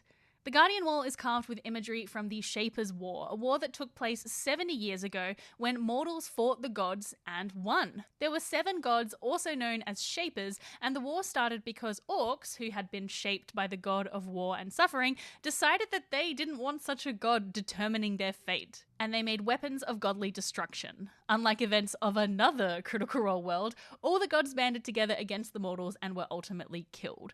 Not all mortals were on board with this, of course, and we meet one such mortal a little later on. At the Guardian Wall, there are crowds of people ready to witness the execution of Hal's brother, Thiazi Fang. This is an unprecedented execution because it is the first to be carried out under the authority of the Chamber of Lords Advisory to the Revolutionary Council. From what I can gather, the Revolutionary Council is the one which led the war against the gods and now governs the city, and the Lords Advisory seems to act on the interests of the noble houses of Dhalmakia, the sundered houses, and kind of petition for their interests. We later learn that Thiazi was a respected leader during another conflict known as the War of Axe and Vine, and many of the PCs served either with him or under him, so it's kind of come to a shock to many in the city that he is being executed. However, we know he was involved in a rebellion against some, maybe all of the houses of the city about 12 years ago called the Falconers' Rebellion, so it's unsurprising that they want him dead. We don't know a huge amount about that rebellion just yet. Like, we know that some other characters also were in the rebellion, but they're not getting executed, so it seems like there was an accord reached of something. It might be connected to the closing of the doors to Fairy, something we will get into a bit later that crops up a few times. It could also be related to the use of arcane magic, which seems to be either restricted or just outright illegal in the current day. Hal has been petitioning the sundered houses, those houses of the nobles of the city, to spare his brother for weeks. These houses include Einfeisen, Cormorant, Taconis, Halavar, and Royce. But Hal and his friends are not relying on clemency alone. They have a plan to help Thiazi escape, and we meet one of those friends next, Azune Nair, played by Luis Carrazzo. Azune is a paladin sorcerer multiclass, very interesting combination, and he is an arcane marshal of the Revolutionary Guard, a soldier who once served under Thiazi. Azune is human appearing, but he has eyes that are very much not human, that look like a sunset over the ocean. I'm really curious what kind of powers and abilities he's going to show. Later in the episode, we do see him use a child's bracelet as a spellcasting focus, and the character art depicts magical energy, which looks kind of like thunder and lightning to me, so I wonder if he will maybe take the Oath of the Open Sea paladin subclass and or the Storm Sorcerer subclass. Both of those subclasses are from D&D 2014, but hey, it's probably really easy to convert them to D&D 24 when you have Chris Perkins and Jeremy Crawford working for you. As Thiazi is marched up to the gallows, Azune casts Detect Magic, scanning him for illegal glyphs or wards, but he's actually hoping to see one as this is part of the escape plan. Somebody was supposed to place one there, and as an aside, Brennan said in the cooldown that if Azune had said this person's name, this scene could have gone down way differently, like rather than just saying somebody, and I would love to see what that diverging path looked like. But yes, as planned, Azune senses a magical glyph on Thiazi and telepathically messages him to tell him so. He also passes on a message from Hal. Hal says he's here with you until the end. And you've always been a hero in his eyes. Azune tells Thiazi that he has lit many fires and those fires will continue to burn after he has left the city, escaping this execution. As the rope is placed around Thiazi's neck, he scans the crowd for Hal and the two hold each other's gaze. What are you doing for lunch after this?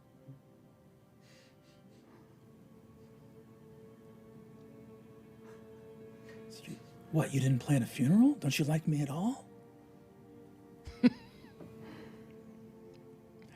If I don't see you for a long time, you're my hero. Brennan calls for the first roll of the campaign, an insight check. Natural 20.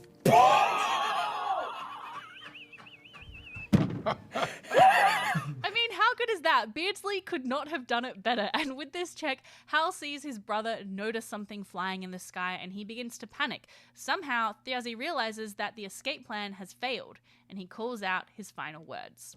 The false authority that now condemns me to death will fall.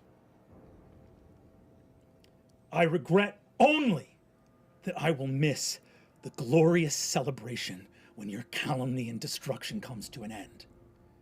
He looks to you and in his mind says, tell Thimble not to be scared. He looks out and says, I can still hear the falcon's cry! The lever is pulled. In your mind, he says, tell her that the rope goes taut. Snap. What an opener. I really enjoyed this cold open, although it did throw me off a little just because we're not used to it. I liked that the whole time I was kind of like, what? Who? Wait, where are they? Who said that? And I guess it's just because I love piecing together lore and sort of like frantically scrolling down notes. It's prime material for that. But yeah, let me know what you thought about it in the comments. I'm curious to see if they stick with this format or if they return to their original format of having like announcements at the top of the show. I think this cold open really speaks to Brennan's experience of making TV shows, because his other D&D show, Dimension 20, is really a TV show first and a D&D game second, so I think he's really good at structuring things with that in mind. Following the shocking execution, Hal and his daughter Shadja prepare their home for the Farum or the Wake. As orcs, they follow the old path, which we don't know a huge amount about yet. It seems to be a path of orcish traditions, maybe orcish druid traditions. It does feel kind of like a TV show, show, Dimension 20. As they ready the house, Shadja's mother arrives, Tasha Loy, an orc druid played by Abria Iyengar. Tasha and Hal are no longer together as she felt a calling to a druidic path and left the family home to pursue it, but her and Hal still seem very close, and she also seems to have close relationships with her children. She doesn't let you go right away. That first, like the moment she feels you kind of pull back when propriety says, like, this is enough for an embrace, she pulls you a little tighter. And I'm actually going to cast enrichment on this spot. Awesome. For the next year. Plants in a half-mile radius from exactly right here will be a little more fruitful and a little more green.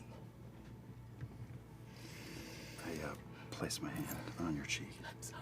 Again, we don't know for sure yet what subclass everyone is playing, but a good guess for Taisha is Circle of Wildfire, which is also from the 2014 rules and was what Fern played in Campaign 3, because Taisha summons a wild companion, a deer called Hala, and I think the fire aspect could work for the little that we've learned of Taisha's family house Loy. It's referred to as the House of Soot, Scale, and Smiths, and it's also a very well-known family, so I'm going to throw a guess out there that House Loy were responsible for arming and armoring the rebels in the Shapers' War, a feat which would surely grant them some prestige. Also, a fun little detail about her deer companion is that in her character art, her staff has a deer head and her boots are also cloven. With Taisha is a young man of House Taconis, Octus, played by Alex Ward. Octus is a wizard, and a lot of people are betting on him being a necromancer wizard, but I wonder if he could be using the Plague Doctor subclass, which allows you to create alchemical concoctions and potions. He has a very like Dr. Frankenstein vibe about him with the syringe and those potion bottles, so I think it would be a really fun spin.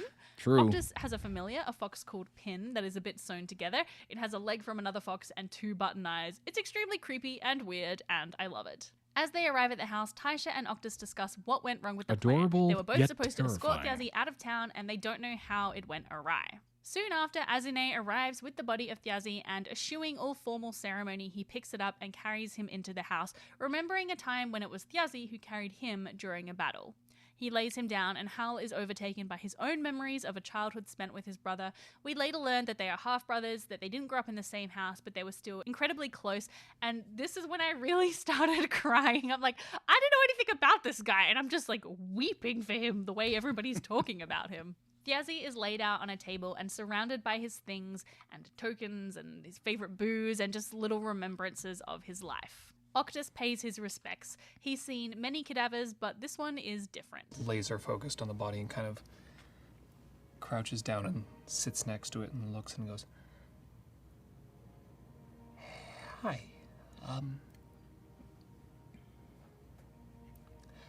It's been a long time. Sorry I didn't see you before you. You look good. Doesn't look too bad on you, actually. You seem to be retaining your color.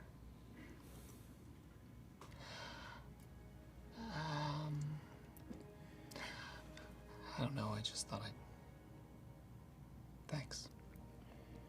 Many guests begin to arrive for the wake, including a woman Thiazi would have known very well, the commander of the Torn Banner, an ancient orc warrior called Loza Blade. She is accompanied by a lionfolk man called Teor Prideside, played by Travis Willingham, and can I just say, I love the accent. That is 19. 19. Oh, shit. First voice. Teor is a paladin, but he doesn't carry a weapon, at least that we see in his character art. He is carrying a shield, it looks like, on his back, and in his paw is a carved lion's head, possibly his spellcasting focus, or maybe a totem of his house. It also kind of reminds me of a child's toy, so I don't know. I do wonder though if he's going to use his claws or fists as his weapons. In D&D 2024, Divine Smite now works on unarmed attacks, so it would be pretty cool if we get a what is the word of like a punchy person? Somebody that punches a lot. I know there's a word for it, but I can't remember. A rowdy? Travis said in an interview with Temple of Geek that Teor's story right now is rather simple, and Teor is very stoic because he wanted to be able to adapt to the new world being created for Campaign 4, so I'm just really looking forward to seeing what direction he takes him in. Teor and Loza only recently arrived in Dhalmakia, just in time for the execution, in fact, and they are both confused how a man with Thiazi's standing came to be executed in such a way. Teor fought with Thiazi and Azone in the Falconers' Rebellion under Commander Loza, and they are both disturbed by this turn of events. Hal greets them and they go to pay their respects at the body. You married a noble woman. Commoner kid from Dhalmakia. Grew up on the other side of the river from my family, and you married a noble just from, I don't know, whatever moxie you had. Cut of your jib must have been pretty impressive. And 2 years after you married her, you joined a rebellion against her house. You were the craziest bastard I ever met. This noble woman that Thiazi married is called Lady Aranessa Royce, and we meet her a bit later on. Meanwhile, a carriage arrives from House Hallovar, and inside is Wickander Hallovar, the heir to the house and light priest of the Candescent Creed, a relatively new religion within House Hallovar which worships the light.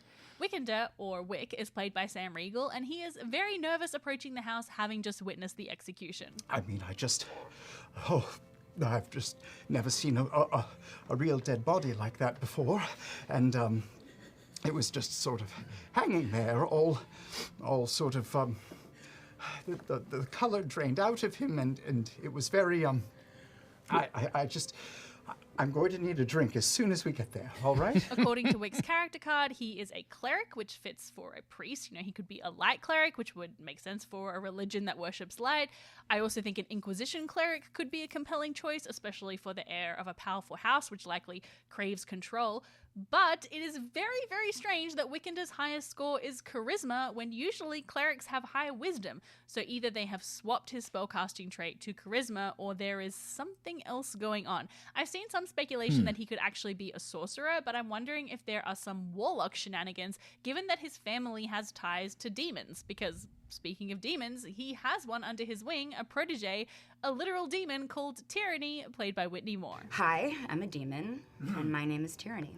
And I really am sorry that when they killed that guy, I said, "Can I eat that?" It's just a little demon humor. I don't know. Tyranny is a warlock, and for some reason she is an aspirant to the Candescent Creed. This new religion seems to be taking in demons, I think to prove to the world how good their religion is, but I really want to know more about how this was set up. Like, why would the demons even be interested in joining the church?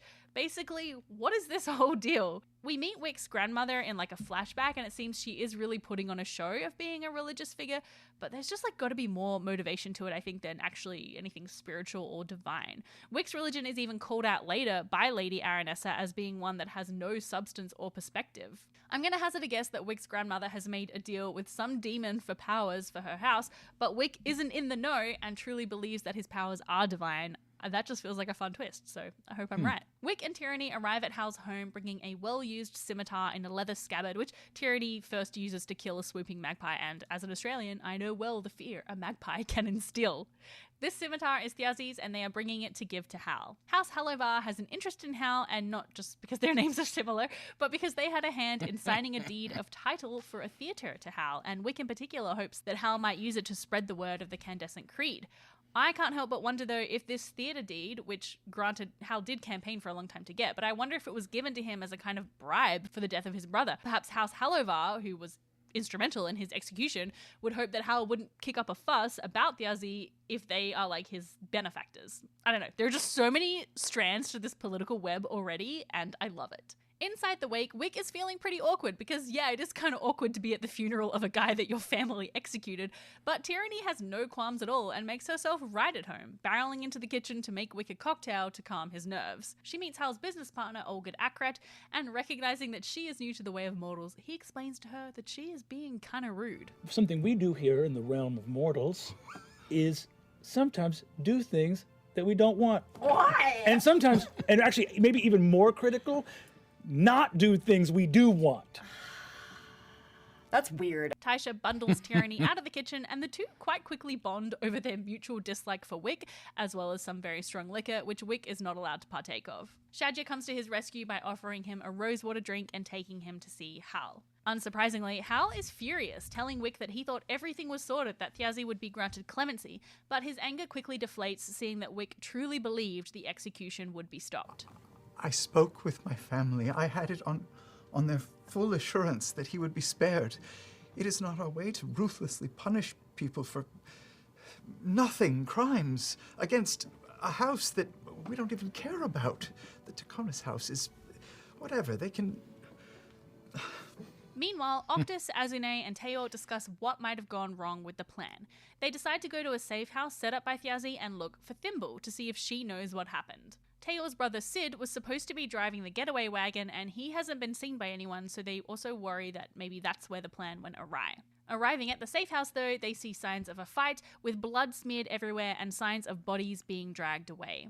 Teo, with his keen sense of smell, catches a scent of honeysuckle, and following it finds a dim light fading inside a grate, and we meet Laura Bailey's character, Thimble. Thimble is a fairy rogue, and a proper 4-inch sized fairy, which makes me so happy. I really hated how when they brought fairies into D&D, they made them small-sized instead of tiny. It just makes no sense. So I'm so happy that they are committing to a actual tiny fairy creature.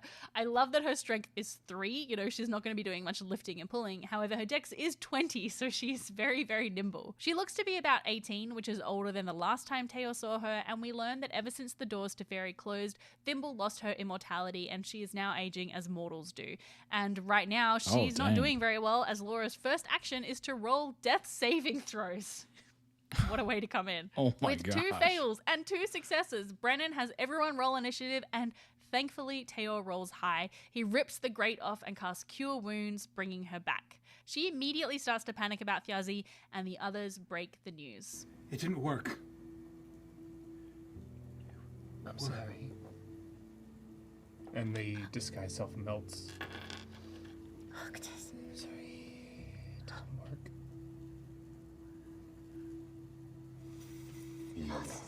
I'm sorry. I don't know what was going on here, but Thjazi's... he's gone. I'm so sorry. Thjazi's gone. Yeah, and I hold onto your finger so I can get lifted up. My wing isn't working. Oh, it's okay. Breathe. Just Thjazi's breathe. gone. Thjazi's gone. Easy. When? How long ago? I look up. Do I see the sky? Is it nighttime? It's no longer night. Oh. I did it.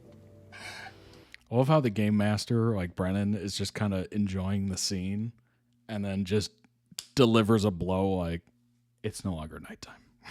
And then continues to I didn't even get to say go back to goodbye. watch like the rest of the audience. No. Ugh, what a heartbreaking introduction. The fact that Laura was weeping within 5 minutes of being at the table is just wild. So Thimble was in charge of making the teleportation glyph to place on Thjazi, and it's still here. Azune realizes that someone must have placed a different glyph on him, and they don't know who. Thimble was attacked by masked figures before she could get to him, and they completely ransacked the place, including stealing a black stone called the Stone of Nightsong, which we later learn she and Thjazi allegedly stole from a place called the Morn Vale, which is some weeks' travel from Dolmakia. Teo discovers some crow's feathers, which leads him to believe the attackers were from the Crows Keepers, a thieves' guild in the city. It's at this time that a figure appears, like a ghost in the doorway, a tall, imposing figure, Cadigan Vale, played by Robbie Damon. He stumbles just a little bit. That aura goes away, And as he stumbles, he leans against the door. And you can tell, he's been drinking. Yeah. And that takes away, it diminishes him and the sort of aura that he's putting out. But he recovers quickly and does his best to make a joke and says, I thought this was going to be a funeral, not a reunion. The sigil that Octus had started burning into the air fizzles. I have that effect on many. That voice paired with that character art. Cadigan is accompanied by a large wolf called Wolfric, who Octus's familiar pin immediately recognizes. Yes. They've been hanging out in the forest together. Cadigan tells them he was following them. He and Teor go way back, but it's actually been about 10 years since they've seen each other. But before Cadigan can tell them why he's there, Thimble interrupts, asking to go and see Thjazi, clearly in shock and grieving. Apparently, Thjazi and Thimble did everything together, were partners in crime and in all things, and she is very distraught. So the group head off to Hal's. I do hope we get to see more of Cadigan next week and learn about his connection with the group, because yeah, we didn't get to see a whole lot of him. This video is brought to you by my patrons. A huge thank you to all of shout my out to patrons, them. and welcome to new patrons Michael Davis, Blue Wolf 63, David Benbow, and Silent Infinity. If you would like to support the channel plus get access to a bonus video where I talk about all the things I couldn't fit into this video, like the fun dynamic between Wick and Tyranny and like Taisha's whole vibe, then head to patreon.com/Luboffin. There is a link in the description. Meanwhile, back at Hal's, another guest arrives. Someone a little kooky, quite creepy, Belair Lethalia, played by none other than Taliesin Jaffe. With a little flashback, we see Belair had a strange reaction to Thjazi's execution.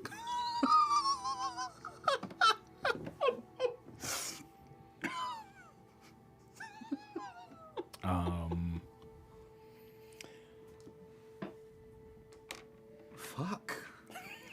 And he is a rather strange man. He wears a mask which magically moves Now as if it that were a is real a face, funny and behind the mask reaction. there are no eyes, just pools of black with 2 blue pinpricks of light.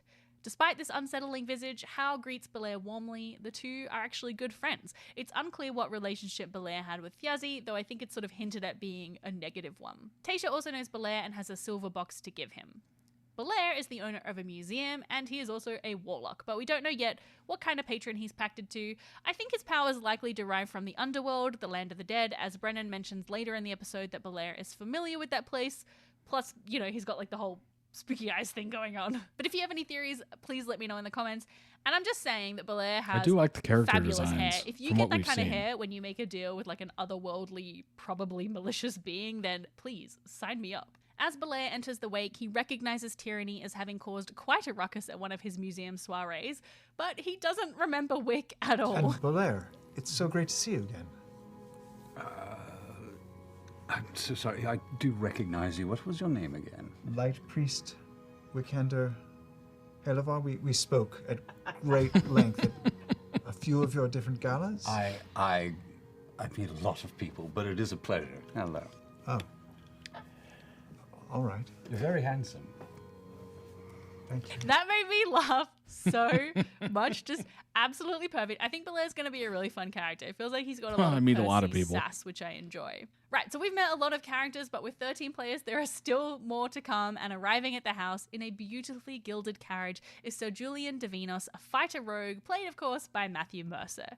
He is accompanying a childhood friend, Lady Aranessa, who is the estranged wife, now It's widow so of weird to Thjazi see Fang. Matt not She is do clearly grieving his death and still feels a GM. lot of love for him, expressing regret that she did not join him when And this he is from a rebelled, non-viewer. even against her own house. But Julian counsels her that Thjazi chose his path, he chose to rebel, and he was no longer the man that she married. We later learned that Julian unseated Thjazi and had a pivotal role in his downfall. And he also hated him. Lady Aranessa enters the house, bringing a reluctant Julian with her, and she embraces Hal, who is somewhat taken aback. Wick expresses his condolences for her loss and is completely oblivious to her absolute rage and fury at him and, by extension, his house. She mocks his religion, and Tyranny pulls Wick away before he can unintentionally provoke her further. Just as Aranessa is furious at Wick, Tysha is furious at Julian and tries to corner him to speak. However, they are distracted by the arrival of Murray Magnesson, a woman who appears to straddle the boundary a little between the noble and criminal elements of this gathering, and I feel extremely normal about her, and I'm looking at her character art so respectfully. She's not afraid of color. And even though it is a funeral, you know, she has to show off her proudest asset, which is her big old rack. And, you know, as she likes to say, you know, lanterns are lit, so are the tits. Let's go. So she loves a good party. She loves a good funeral. Murray is a wizard who works at something called the Pentevral, which I believe is a school of magic because it is mentioned that Octus learns there. We know arcane magic is restricted in some way though, so maybe it's only like approved magic. She has a quill on the end of one finger and gems embedded in place of some of her teeth. While everyone is distracted by Murray's entrance, Julian takes this time to go and pay his respects to Thjazi. The only shame is I couldn't watch you die twice. And then I walk away. Of course, we knew this was coming as many of the cast alluded to it in some of the promotional videos that Critical Role released before episode 1. You know, they straight up called Julian a piece of shit, but I am very intrigued by him. He really gives me like Jaime Lannister vibes, you know, handsome and charming, but like loyal to a fault to the point of being a real piece of shit. I have no doubt in my mind that Matt has got some incredible stuff in store with Julian, and honestly, what a blessing it is that we get to see him as a player character in a full campaign. Like, it's just going to be amazing. Julian Instead is of, a like, fighter and NPCs rogue, and I and really think he's going to have supporting some characters swashbuckler and vibes. whatnot. I mean, the whole outfit is giving musketeer, and he has this rapier, which just screams swashbuckling and duels. I get the feeling that Julian is the kind of fighter who knows all of the formal, fancy rules of engagement, but he also knows What's how to going fight on? dirty when it Welcome really in. comes down to it. Tysha I certainly finally can. corners him and tells him that it's time to talk, Toddreax.com so is the two the head outside. website. As they do, Belair notices These are all on their member Nat 20 requested an videos. iron nail above the door, which is a fairy ward that begins to glow slightly as Julian passes underneath it, and a shadow is born into existence and follows him out. Plus, Belair can sense that the state of protection that Thjazi's body was placed under with the rituals of the old path that have occurred during the wake has been marked or changed somehow. So, yeah, I don't know. Everyone, hit me with your hot theories about this. My guess is that the shadow is not necessarily something of Julian's, but more a product of that protective spell. That maybe some curse of the old path has now befallen Julian, or perhaps Thjazi's spirit is looking for revenge. I don't know, very mysterious. Outside, Tysha confronts Julian about why he is here, saying he's clearly just here to gloat, but It's Julian so fun laughs that Matt dismissively, is saying he's a just here to player support character. Aranessa and That to is get so his own interesting. form of closure with Thjazi for, you know, whatever complicated relationship they seem to have had. We learn Especially in this for conversation longtime that fans. Julian They've never is seen that, teaching, I mentoring, suppose. maybe even stewarding Tysha's son. She doesn't say the name, so whether it is her son with Hal, Alagar, or a different no son, problem. we don't know. She's All clearly these very unhappy videos about the are arrangement, member but Julian says that her requested son has become off a of fine swordsman under his toddreax.com. tutelage. Tysha continues to confront More than Julian welcome to about check how it he out. betrayed his family, and he sort of drops See all if you'd like to pretense of join. politeness. No. Watch your finger. We're not inside the house, are we? So uneven ground here. If you want to start throwing these words away from me, you have to be willing to take it back. All right. My family was thrown into the mud by my father, and I pulled us back up. You're... And he kind of gestures back towards Thjazi. Your kin turned on all of those who helped lift him up. Dang, he is so good at doing this. And he needed to be taught a lesson. And it just almost so like he happened should be a that game I was master. the one who had the courage to do so. And I know that can be hard for you to muster into your stomach after all these years. But what's done is done. And now we live. And now we mourn. And it's only the work of my people that gives you a snowflake's chance in hell of any real comeback. So you're gonna watch your fucking tone with me. And if one hair is hurt on my son's head, there will be nothing you or your lovely lady patron can do to stop me ripping you limb from fucking limb. And I'll start with that pretty little glove of yours. Do you understand me? Taisha says his betrayal has done no good. The door to Fairy is still closed. I'm Dang. really desperate to know what is going on with these doors to Fairy. Why were they closed? Who did the closing? Who wanted them closed? You know, how many fairies got trapped in That the whole mortal scene realm? and sequence I is need probably details. amazing. So as Taisha threatens Julian, the night grows dark. Just that and little it becomes taste grey, was and phenomenal. Masterful use of the lighting change there, Mr. Mulligan. Okay, wait, sorry. Aside, I am obsessed with this new set, by the way. It is gorgeous. It's multi-layered and sectioned. The lighting is beautifully done. I really want to know more about how it was designed and constructed, like the lighting design. I don't know. I'm just so interested. Marisha mentioned in a fireside chat that they might look at doing like a crew behind the scenes special video, and I am begging for that, especially with regards to like, yeah, this set, because it's just so pretty. It really gives us a taste of the wealth and prosperity of the houses of Dhalmakia, and yeah, I love it. That's kind of the beauty of Dimension 20 and, you know, reacting to some of those videos. The sets were lively, like the color changes and the screens behind them would show and like move with the story. It really added a kind of a third element to it. You know, of course you have the voices, you have the story, of course, but it really added the environment as like part of the story. I think by doing this, it made it so much more interesting visually. Love it. Anyway, sorry, back to the game. So the temperature drops drastically, and an ancient, centuries-old figure walks up the street, and we meet the final PC, Valus, an elven paladin played by Ashley Johnson. She carries an incense censer, which mechanically Ashley has mentioned is a whip, very cool, and she wears a chainmail veil of mourning, not for Thiazi, but for her god, who was killed 70 years ago. She enters the house and introduces herself as a sister of Salandri, the goddess of life, the Green Mother, the shaper of elves. Valus is not here to mourn Thiazi. Instead, she is here to recover something. That man is a thief, and he stole something that belongs to me. Yeah, you can see it's nighttime And I in there. intend to get it That is back. so cool. I don't mean any trouble here. My apologies to everyone. A brother, a lover. I just want what is mine. All right, we don't need to make a spectacle of my brother's passing. What is it that you are looking for, that you think he has? It is something that he stole from me. If you can show me his things, I will find it and be on my way. That's right, Valus is looking for the Stone of Night Song, the very stone that Thiazi and Thimble apparently stole, which was then stolen from them earlier that day. Valus doesn't share what it is, but Belair knows exactly what it is.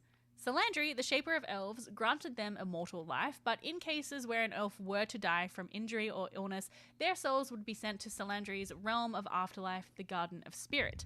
They would be shepherded there by a celestial who took the form of a nightingale. However, in the Shaper's War, that celestial was killed, which meant to get to the garden, the souls of elves had to pass through the Tenembral Reaches, the land of the dead, a long, and I'm guessing not very nice journey. The stone was then created to allow the souls of elves to bypass the underworld and go straight to the garden. So pretty powerful stuff, but I'm wondering if now the stone is technically useless because without the gods, there is no gods' realms of afterlife. So, yeah, I don't know. How does that work? Despite Hal saying he doesn't know where the stone is, Valus continues to push the point, and it's clear that she seems like quite angry and impatient. You know, she's had to travel here for weeks from the Mornvale, and she doesn't relish being in the company of mortals, especially those who are probably happy that the gods are gone. Again, no explicit clues to Valus's subclass, but I think it would be very cool if she was an Oath of Pestilence paladin. I just love the idea that with the Green Mother gone, her powers would turn to those of like pestilence and decay. I think that's really cool. Belair confronts Valus asking what she's doing here, and she says it was he who led her into the city. And yeah, I'm curious to know what Belair's role is in all of this. I'm guessing he knew Thiazi had the more stone confusing. and tipped her off, but he's quite unhappy about her I appreciate behavior in Hal's home, so the graphic. I I do. don't quite know but how he fits oh into my this. gosh. Meanwhile, Taisha goes with Hal to retrieve It's the a silver lot. box that she It needs is to give absolutely to a lot. Belair. Valus notices all these signs of fairy protection around the house and asks where the small one is. Mari says, oh yeah, where is Thimble? And at the sound of Thimble's name, the silver box that Taisha is holding flicks open, and inside... Shattered ceramic. Black clay, hidden in the box, begins to move together into the shape of a mask,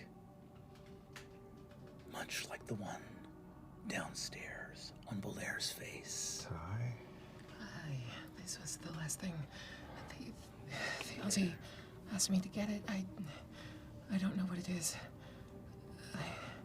Well, that really was an incredible opening to Campaign 4. Brennan did such an amazing job segueing between all the different characters and helping them all fit together into this like big narrative tapestry.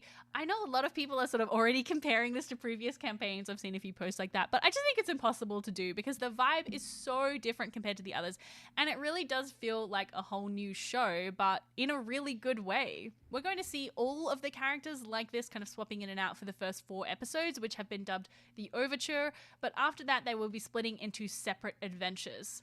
Something that I really like about the splitting up is it means that we can have characters who are in conflict, like Taisha and Julian, and characters with different motivations, like Thimble and Valus, without it feeling like someone is sort of hijacking the party. You know, it's always really tricky, I think, to play conflict between PCs, and I think because ultimately you are usually working towards a similar goal, you sort of have to resolve those conflicts. But I love that this affords the opportunity to lean into and to use those conflicts between, you know, the different tables, different houses, factions, etc. You know, whether that actually comes to pass, we'll have to see, but I think with Brennan leading the cast, they can absolutely pull it off. It's going to be a challenge to keep track of everything once they start splitting off, but that is what I am here for. So if you haven't already done so, please make sure you are subscribed so that you don't miss a breakdown. And if you would like to take a walk down memory lane, you can see all of my Campaign 3 recaps and breakdowns in this playlist right here. Some of my older ones are, you know, I was figuring it out if you go back to the beginning, but just, you know, they get better. And if you want to hear me chat even more about this episode, you can find a bonus video over on my Patreon. There is a link in the description. I can't wait to read all of your thoughts and theories in the comments, so please tell me everything. And until next time, bye! Here, have some chicken fingers, children. Excellent video, excellent breakdown. That was in depth and a lot. That is a lot to go over, indeed. Well done. That's a lot of information to try to condense. Link down below in the YouTube video description for the original video. Go throw it some much deserved love.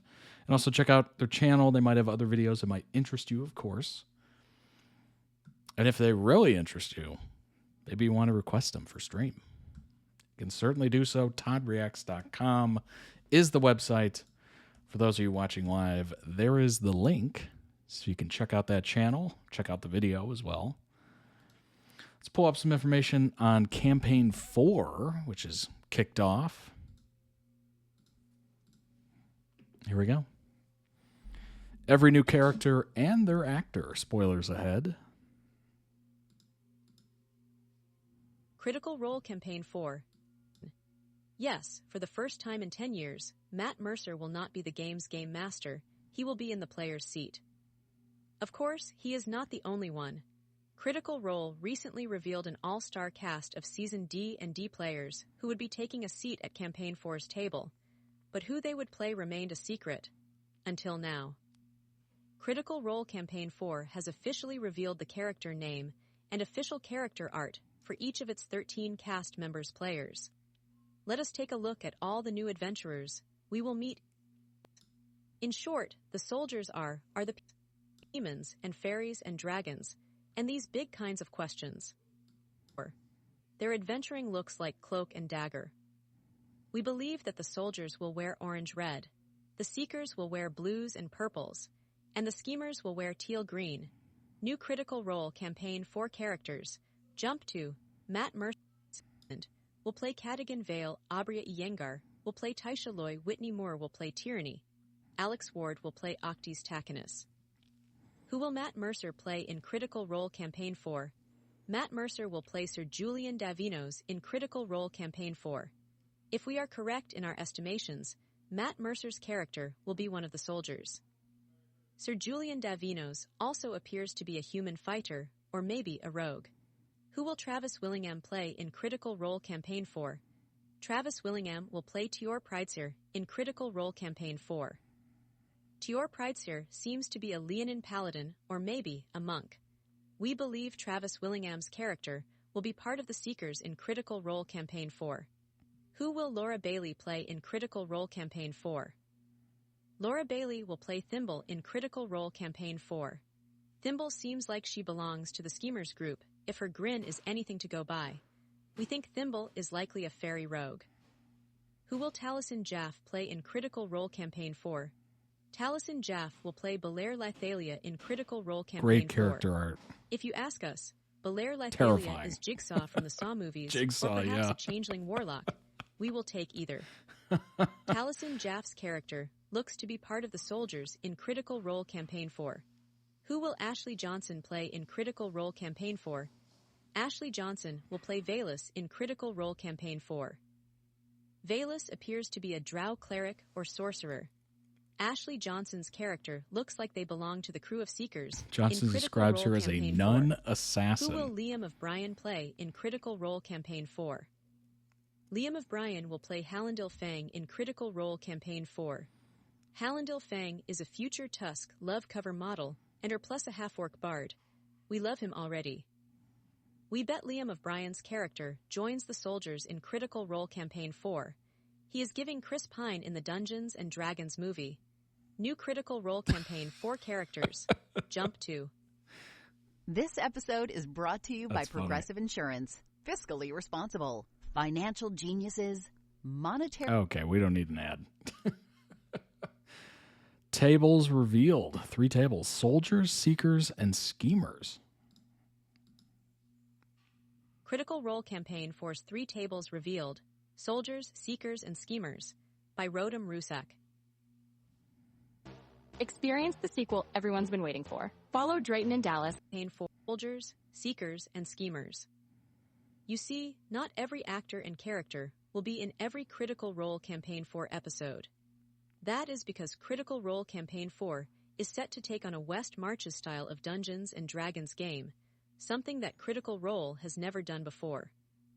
This means that there are too many player characters to all fit at the table at the same time. I mean, that makes In sense. this The case, table would there be are 2 of them. massive. Instead, the campaign will break up into subtables that each will tell its own specific story, but will significantly impact one another. And we assume at times, these tables will overlap during Critical Role Campaign 4. As mentioned, these 3 Critical Role Campaign 4 tables are the Soldiers, Seekers, and Schemers tables.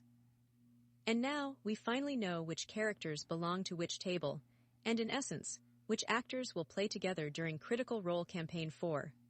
But who belongs to which table? Join us as we break down Critical Role Campaign for Soldiers, Schemers, and Seekers. Which Critical Role campaign is funniest? The cast weighs in. Which campaign has the best fights? Which has the most emotionally traumatizing? We've got answers. So there's so many standout moments, hundreds of episodes, so many campaigns, one-shots, EXU, all of that. So I'd love to break down some of those moments, and I'd love to start by asking all you guys what you think is the campaign with the best fights.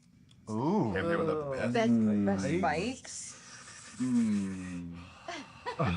Campaign 1 left an indelible mark, I think, in my mind, probably because it was the first, but there were such... the White Dragon, realizing that 19 wouldn't hit. 19 misses. Grog versus Kevdak. Natural 20. Look at it. The first one was a 1.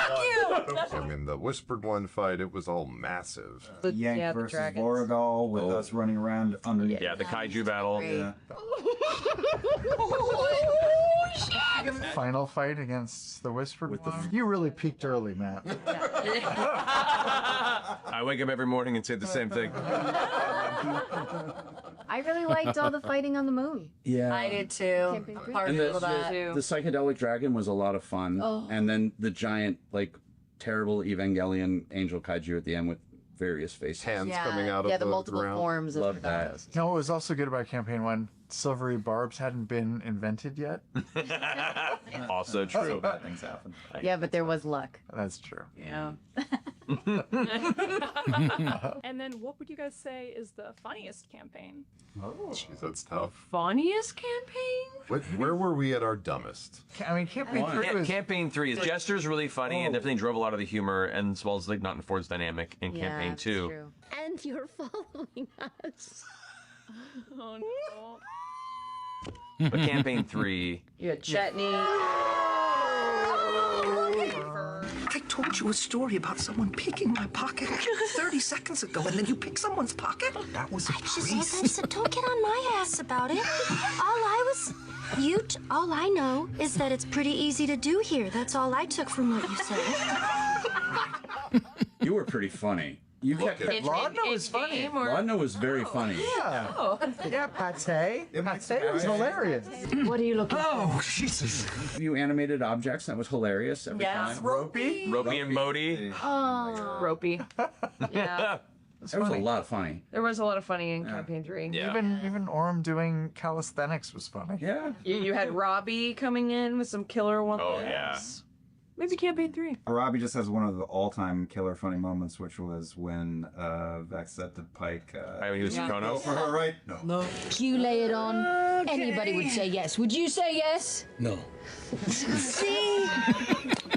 That still breaks me to this day. Dressed like Elvis, right? Yeah, dressed as Elvis for the Halloween episode. Yes. Oh, that's right. Our best moments are in the Halloween episodes. They really are. Yeah. Do you guys have a favorite Halloween episode, like costume theme then? Cages is pretty great. The Nick Cage is pretty solid. Nick Cage was awesome. I love the X-Men that you ignored. That was pretty great. And then you had the Fantastic Four arms on sticks, and it was awful. Characters. All of us doing the Fellowship was great. That was pretty fun. That was the worst. So bad. Yeah, Laura was so excited to go Tolkien, but then it ended up looking like the church lady. Although Sam having to endure Gimli, having not seen the movies, was my favorite thing. Oh my gosh. The Mighty Nine review, Critical Role's new Prime Video series is a darker, more cinematic fantasy epic. Published a couple days ago.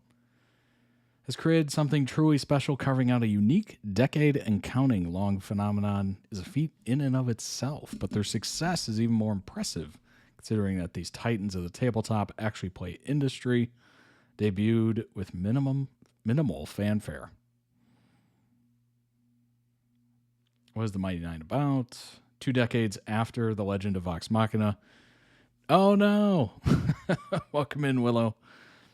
A missing ancient device tips 2 of Exandria's mightiest forces closer to war. One of the continent of Wildemount lies the Kryn dynasty. Blah, blah, blah. We've already done this. We've already talked about this. Let's get to kind of the crux of this. Flawed characters and complex themes are the Mighty Nine's secret weapon. Unlike Legend of Vox Machina, established group dynamics, the Mighty Nine charts how vehemently different strangers converge, clash, and grow inch by teeth-gritting inch into somewhat united front. Even though Vox Machina's members are molded by their grim past, the Nine's origins are woven out of a more intricate and contemplative cloth. Show's been amazing. Nice.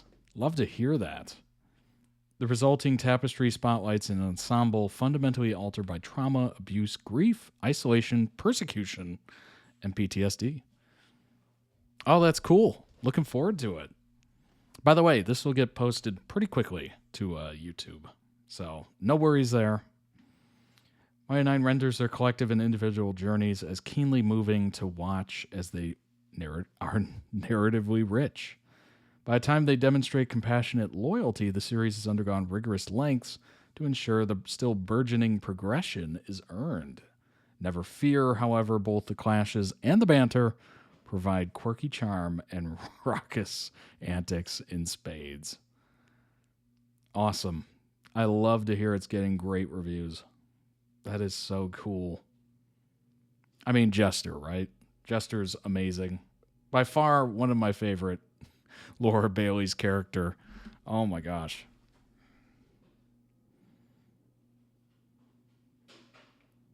It's so hard not to almost like smile when Jester starts doing their thing.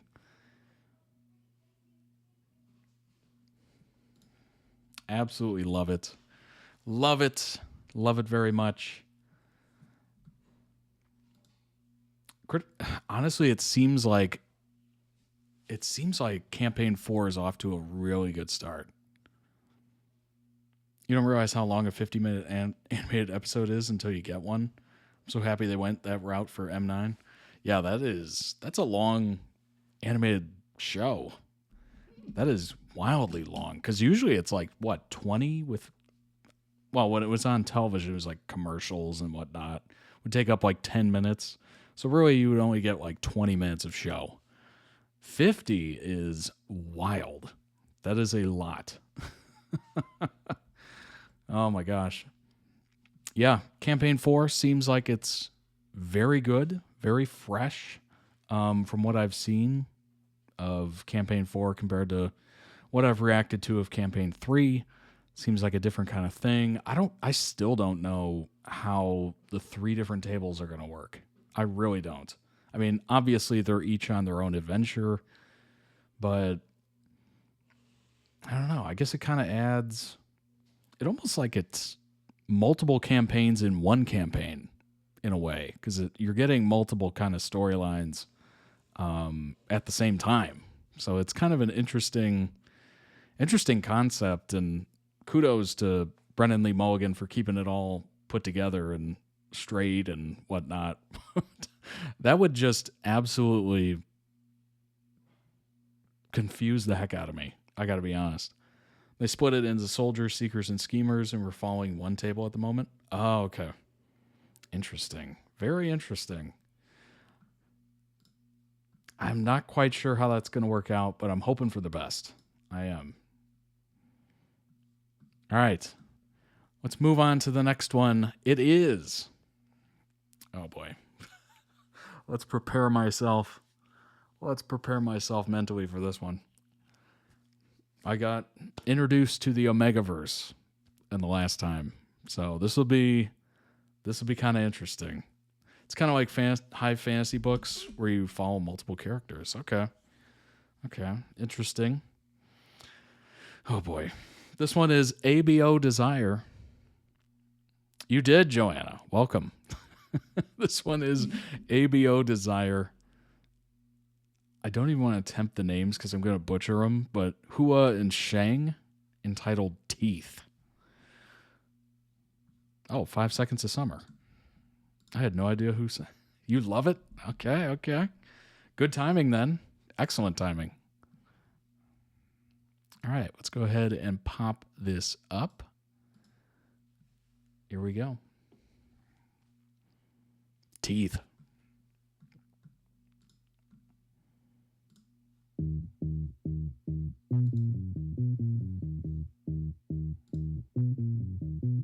Some days you're the only thing I know.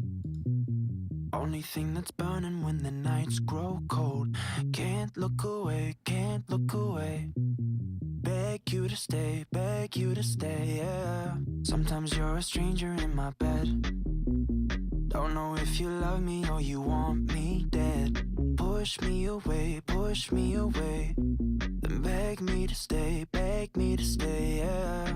Call me in the morning to apologize. Every little lie gives me butterflies. Something in the way you're looking through my eyes. Don't know if I'm gonna make it out alive. Fight so dirty, but your love so sweet. Talk so pretty, but your heart got teeth. Late night devil, put your hands on me. And never, ever let go. Fight so dirty, but your love so sweet. Talk so pretty, but your heart got teeth. Late night devil, put your hands on me. And never, ever let go. Some days you're the best thing in my life. Sometimes when I look at you, I see my wife. And you turn into somebody I don't know.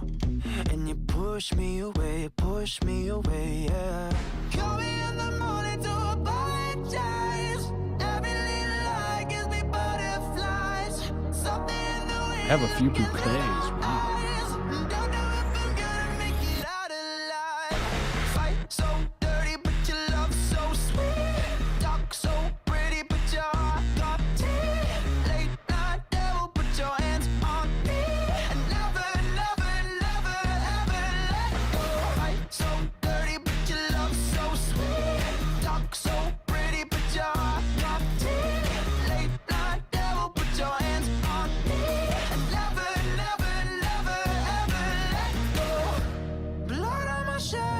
A rose in my hand. You're looking at me like you don't know who I am. Blood on my shirt, heart in my hand. Still I'll be. I'm assuming all that smoke and whatnot is pheromones. Is that correct? Trying to put that together. I had the biggest crush while I watched this series. My man, but not my man.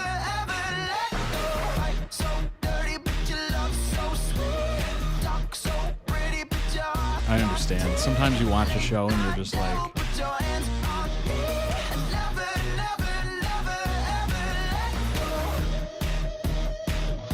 and then the show ends and you're like, all right, moving on.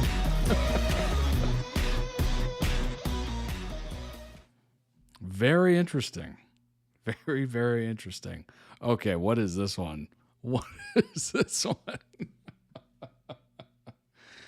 Link down below in the YouTube video description for the original video. Go throw it some much-deserved love and also check out their channel. They might have other videos that might interest you.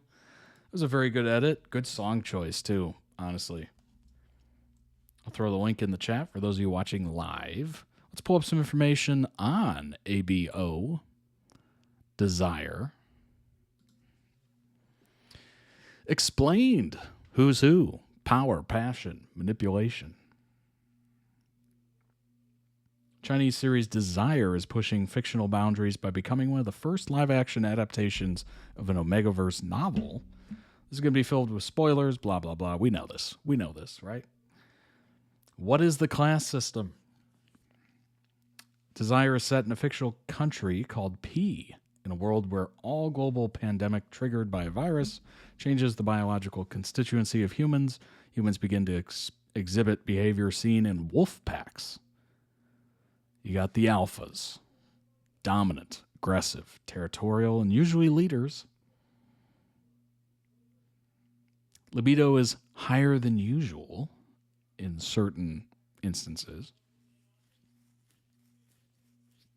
Also enhanced physical or mental abilities. You got the betas, neutral, low fertility rates, usually inconsequential, working class people, you know, the plebeians. Betas are usually ignored in fiction books set in the Omegaverse or play zero roles. Omega, submissive, nurturing, highly fertile. Both male and females can get pregnant. Instead of a menstrual cycle, they go into heat, which is when they're the most fertile. They emanate, there we go, pheromones, which is meant to attract mates. Enigmas, extremely rare, so rare, they're almost mythical. Superior to the alphas, in the case of Desire, an Enigma has the power to tame an alpha and turn them into an Omega. You got Hua, of course, striking young illegitimate heir to a successful empire known as X Holdings. Also a rare Enigma. He's in love with Shang, a powerful business scion known for his preference for wide-eyed submissive Omegas. But Hua's dominant personality makes him realize that approaching Xiao as an Enigma wouldn't work. There's little chance he'd fit the type Xiao usually falls for, which is why in the first episode of Desire, Hua uses his money and influence to gather all of Xiao's ex-partners at his sprawling mansion. That's wild. To find out his crush's preferences in order to seduce him. That is a crazy concept. Could you imagine that happening in real life? Like somebody's like, I'm into that person. I'm going to bring together all their exes to my place. We're going to party. We're going to hang out. I'll provide some snacks, some drinks, and then I'm going to find out every piece of information I can of this person so I can specifically manipulate them into being with me. That is wild. Did you hear about Dan and Phil finding out about this show? Phil wants to watch it so badly. Oh my gosh. Oh, I did not. It's kind of hard to explain the pronunciation, but it's said more like Hua. Striking an attack. Hua. Okay. I appreciate it. That is difficult. That is difficult to try to type out. Xiaoyu loves beautiful men and women with the damsel in distress kind of personality, those who cry easy and seem helpless. So with help from his friend, Shen Hua poses on a poor, low-ranking Omega interning at Wenlang's company, hoping to catch his eye. He even goes out of his way to land himself in trouble, just so Xiaoyu can swoop in and feel in control of their budding relationship. Hua is playing the long game to tame his crush for good. That's wild. That is such a wild concept. Shang is Hua's love interest, confident, dominant S-class alpha who owns a leading pharmaceutical company. Longest relationship lasted just 6 months, focused on finding a cure for his father's cancer. He has little time for serious romance, doesn't mind dating partners who are only after his credit cards. Wow. Once he loses interest, he ends things. We got Gao and Omega pretending to be a beta due to family baggage and past trauma.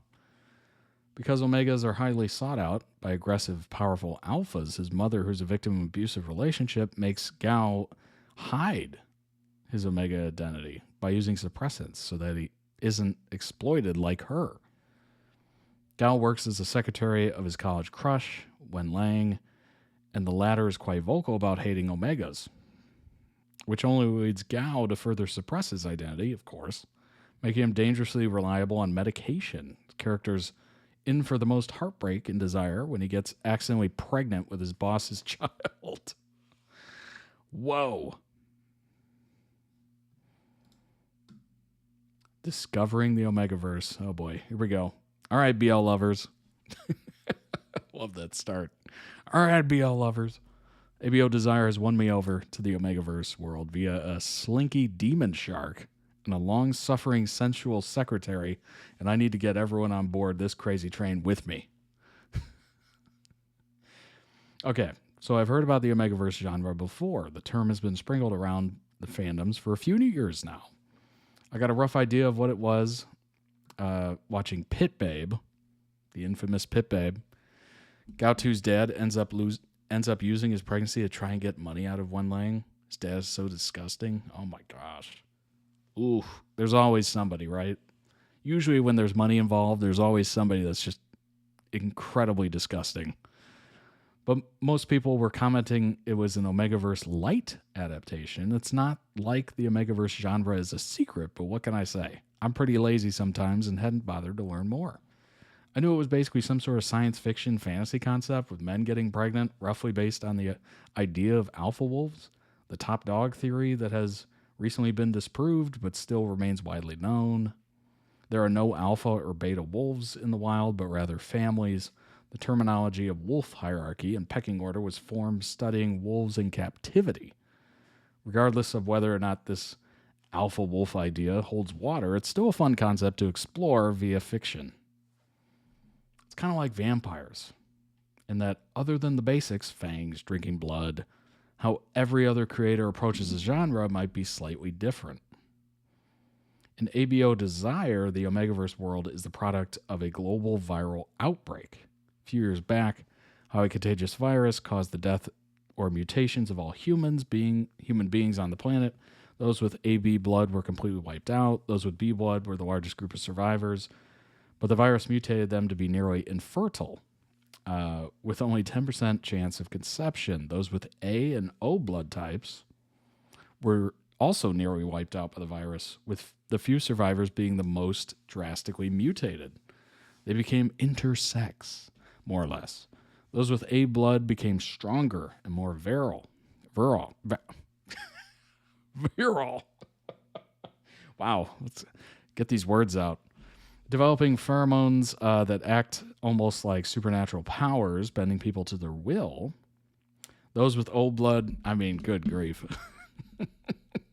I've done 3 streams this week. My ability to read is like gone, apparently.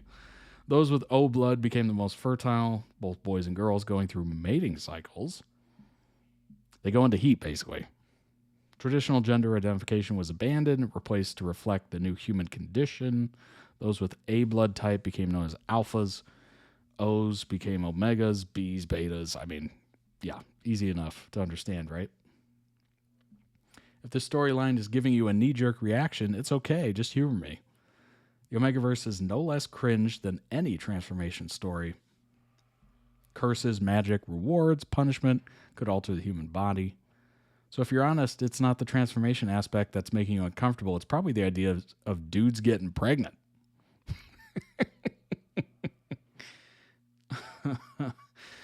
But how does it work, you may be asking? The answer is, who cares? Just embrace the weird science. We don't tie ourselves into knots wondering how scientifically a wolf bite could turn into a human into a shapeshifter, or how a virgin could be biologically impregnated by a mystical god and still be a virgin. Just go with the flow. It's a fantasy. They may attempt to explain it in the series, but so far it's just one of those wonky things that just is what it is because the author wrote it that way. First 3 episodes of ABO Desire have aired, and honestly, it's crack. I am devastated. Only a few episodes are airing each week. While simultaneously being pleased, I will still be watching this into October. That's so funny.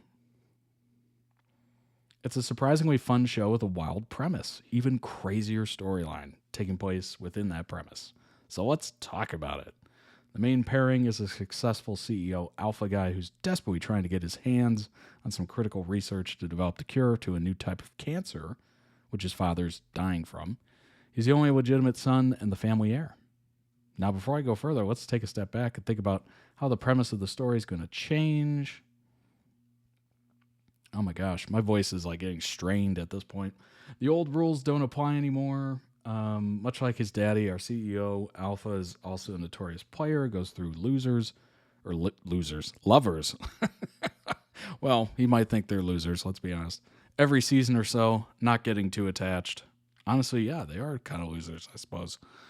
Now you probably have an idea of what an alpha man is supposed to look like, especially if you were raised on Western media and unfamiliar with Omegaverse narratives. Probably imagining some massive muscled type. Arnold Schwarzenegger as Conan the Barbarian, perhaps Chris Hemsworth as Thor. That beefy dude who played in The Witcher, Henry Cavill. Something like that, right? And probably not this dainty, pale, handsome Chinese man who looks like a lesbian. Their words, not mine. Their words, not mine. Ain't no rules in the wild world of Omegaverse. Your alphas can be porcelain dolls or hulking titans, depending on the author. And lest we forget, they can also be girls. Anywho, this pretty man, Alpha, is being targeted by a mysterious demon shark character who we are introduced to in the opening sequence. He's gorgeous and slinky, and his agenda is to seduce this dainty Alpha CEO. To be frank, he's very pretty.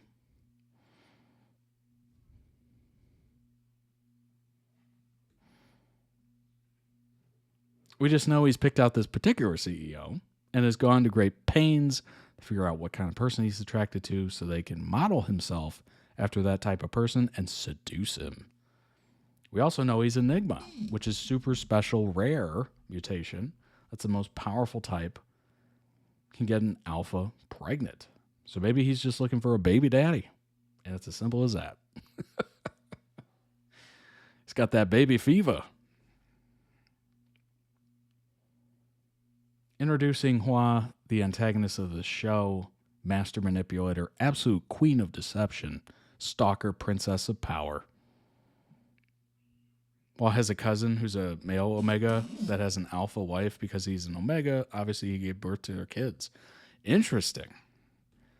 I'm already obsessed with this gorgeous Enigma demon shark. Demon shark is just a funny visual. The plotline of the noble, poor, innocent winning over the player rich boy is so cliche and overdone. However, the plotline of a demon shark pretending to be a noble, poor, innocent to win over a player rich boy is gold. It's so fun to watch this alpha player get played. This very lesbian-coded CEO has absolutely no idea. He's totally out of his control of the situation, and it's hysterical. He's getting all his buttons pushed. He's flustered, turned on, is what I'll say, and ticked off, enamored. We're all smugly watching, knowing he's being conned. Shark Boy is truly terrifying. Casting director deserves an award.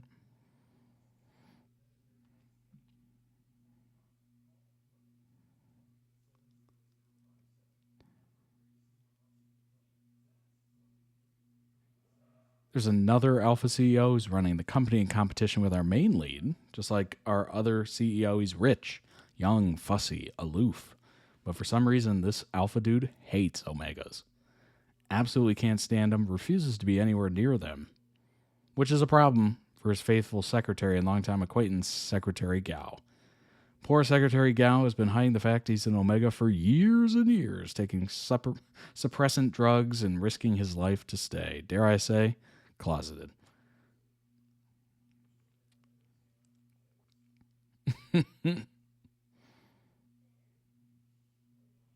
He's all wet and soft and handsome and submissive.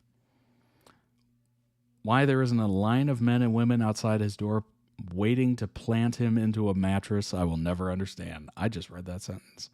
At least someone will get on him eventually. I've read that sentence. It's going to be satisfying to have our Omega-hating CEO, I love whoever wrote this article, oh my gosh,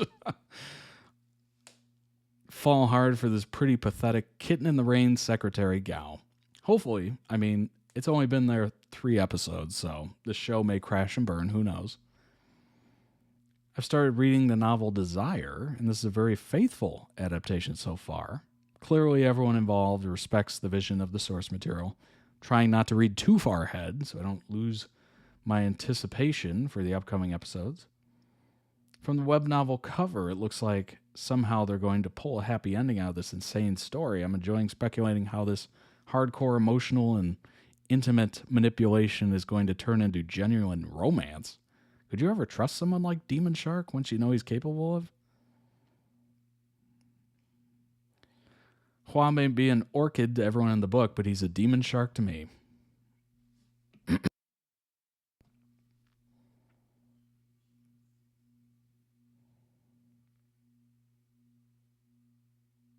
isn't done very often. I hope they don't make any excuses for him. I hope he's just a manipulative, crazy jerk, because he can be. Honestly, it's more villainous.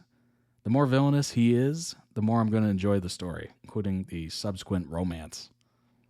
We can have a sweet romance with Secretary Gao and his petty CEO, but let's leave the main couple in toxic hell together, please. The show is playing on several different streaming apps, of course. The usual pirate ship bays. Hopefully this post will give you, convince you to give the Omegaverse a try. Little Peanut. Then, of course, we got Desire 4, which is the group. The group that consisting of everybody. First appeared together in the show Desire the Series, aka ABO Desire. First performed as a group September 20th, 2025, so a couple months ago. Currently being promoted as a boy group, but they are not official.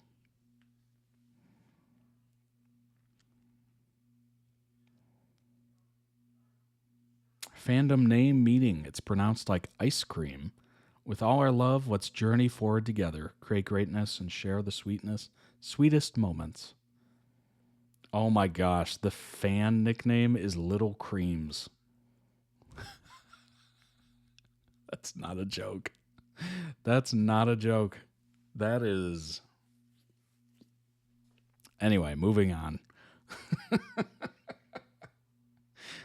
Oh my. Okay. We got Siki. Born in 97. 6 feet tall. Bunny emoji.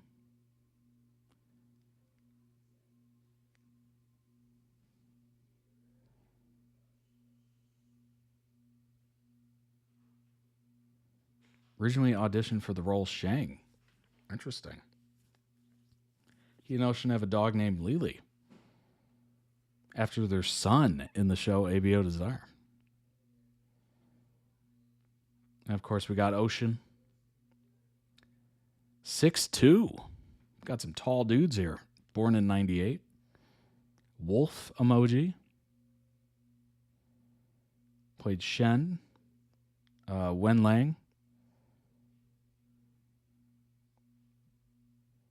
He and Kapuka share the same birthday. Speaking of Kapuka. Born in 98, 6'1". Tiger emoji. He and Elliot have a dog named Lil Peanut, after their son in the show. Has a tattoo on his leg. Afraid of ghosts. We got Elliot. 6 feet.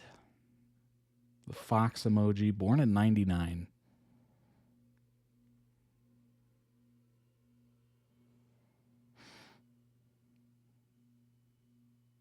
Participated in Asia Super Young. It was eliminated in episode 10. He actually recommended Kapuka for the role. Interesting.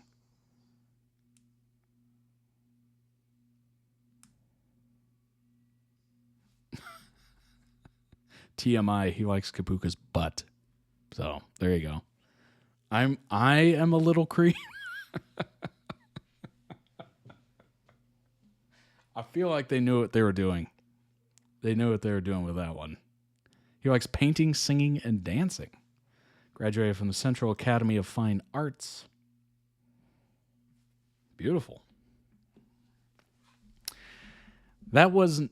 You know what's funny is that article is nowhere near as graphic and wild as the Tumblr post that I read last time. So it wasn't nearly as rough to get through.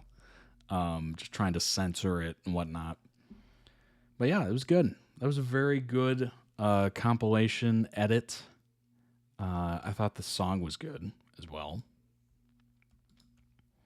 It's kind of interesting, you know? It's a different take, which, you know, especially in this day and age, it's increasingly harder to find original thoughts, original content, you know, stuff that's not like the, you know, everything else. So for that alone, it's pretty amazing. And the fact it came from China too, yeah, that is surprising. That is surprising. But and the way they went around to get it like filmed, genius. But yeah, that's very interesting, and it probably, in one way, it's almost not surprising because, you know, just the amount of repression and whatnot.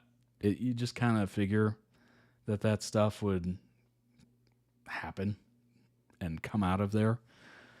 But yeah, the fact that they were able to get around those censors, like, good job. Good job indeed. Very interesting show, interesting concept. I've never heard of anything like that. I've never like read of anything like that. So it's very mind expanding, I guess you could say. You know, it's part of the charm of this stream. I'm learning about new things, learning about new shows, whatever, new people, but I'm also learning about that. I had no idea that was even a thing, the Omegaverse. And now we know. Now we know. And if you're looking for more content of that ilk, you know where to find it. So, hey, love that.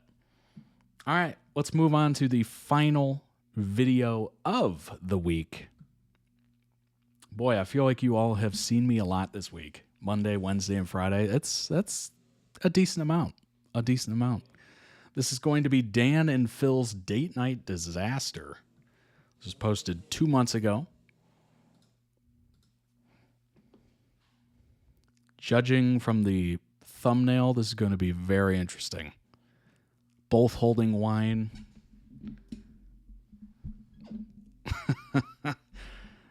And the description says, for some reason, we've been asked to play another dating game. Oh, no. Oh, no. Oh, gosh. All right. Let's jump in. I hate this. Put your hands over your eyes. I hate this. Put your hands over your eyes. Get a f***ing grip. This is your job. Give the people content. Open your mouth. Hello, Danfield Games. Hello there. Friday night. Am I right, brothers? And sisters. Welcome and them. And then, welcome to Date Night. What the fuck? Do that in a restaurant. You're gonna get bounced. Is this illegal vintage? It's a good vintage. Okay. Did you just say vintage? Vim? No! What the fuck is wrong with you? I'm so wet. Great date, Phil. Oh no. You said hi, licked a glass, gooped all over yourself, And then spilled. He said I'm wet. He looks like he's pissed himself. Oh no. He's revealed that he's wearing a fancy shirt on the top half Shut up. and PJ shorts on I the don't bottom. have any Oh fancy my gosh. pants. Let's just keep going. At the bare minimum, wash your hands. Oh my God. You're gonna be sticky. A few moments later. Pre-announcing. I've cleaned myself up and I'm ready. So Appreciate what's it, happening Elizabeth. for anyone, everyone that is scared and confused? Yes, our favourite board games company, Relatable, who have sponsored this video. Thank you for sending us all of the funny games like Den Hinge still. Oh my god! For some reason, they think it's funny when they make us play dating games. And you guys seem to like it for some unknown reason. So here are Dan and Phil on their gaming channel, Dan and Phil Games, playing the ultimate date night game for couples. Yeah. For fun couples. But you could also play it with your best buddy or Play your with your enemy. talking dog. Enemies to lovers. Pre-fan That'd be announcement. Or great. enemies to friends. Yeah. If you are feeling Enemies inspired. to pets. No. Lovers to pets, though. That is a thing. If you're feeling inspired to get the game, we put a link below. Play it yourself. So here's how it works. There's a butt. Nope. It's a heart-shaped dial. Spin the You ass. spin it. It says pick up a card. Dares keep this card if, and the person who's collected the most is the most disgusting person in the partnership, I guess. Sure. So here we are trying to set the mood. You see the theme? Yeah. Oh my Play gosh, the those music. are full. That explains what we were going for. Still dripping. Dana hasn't even started yet. I'm Phil, wet. Let's spin the wheel of fun. I'm gonna get you a book for your birthday, which is called Euphemisms. Yeah. How to tastefully imply things. That wasn't without a just euphemism. saying- I am You wet. are physically wet. Yeah. Okay. Right. You held it for me last time. See how things have changed. I can't even flick it properly. I'm soaked. Am I right, ladies? Hey, I've done it.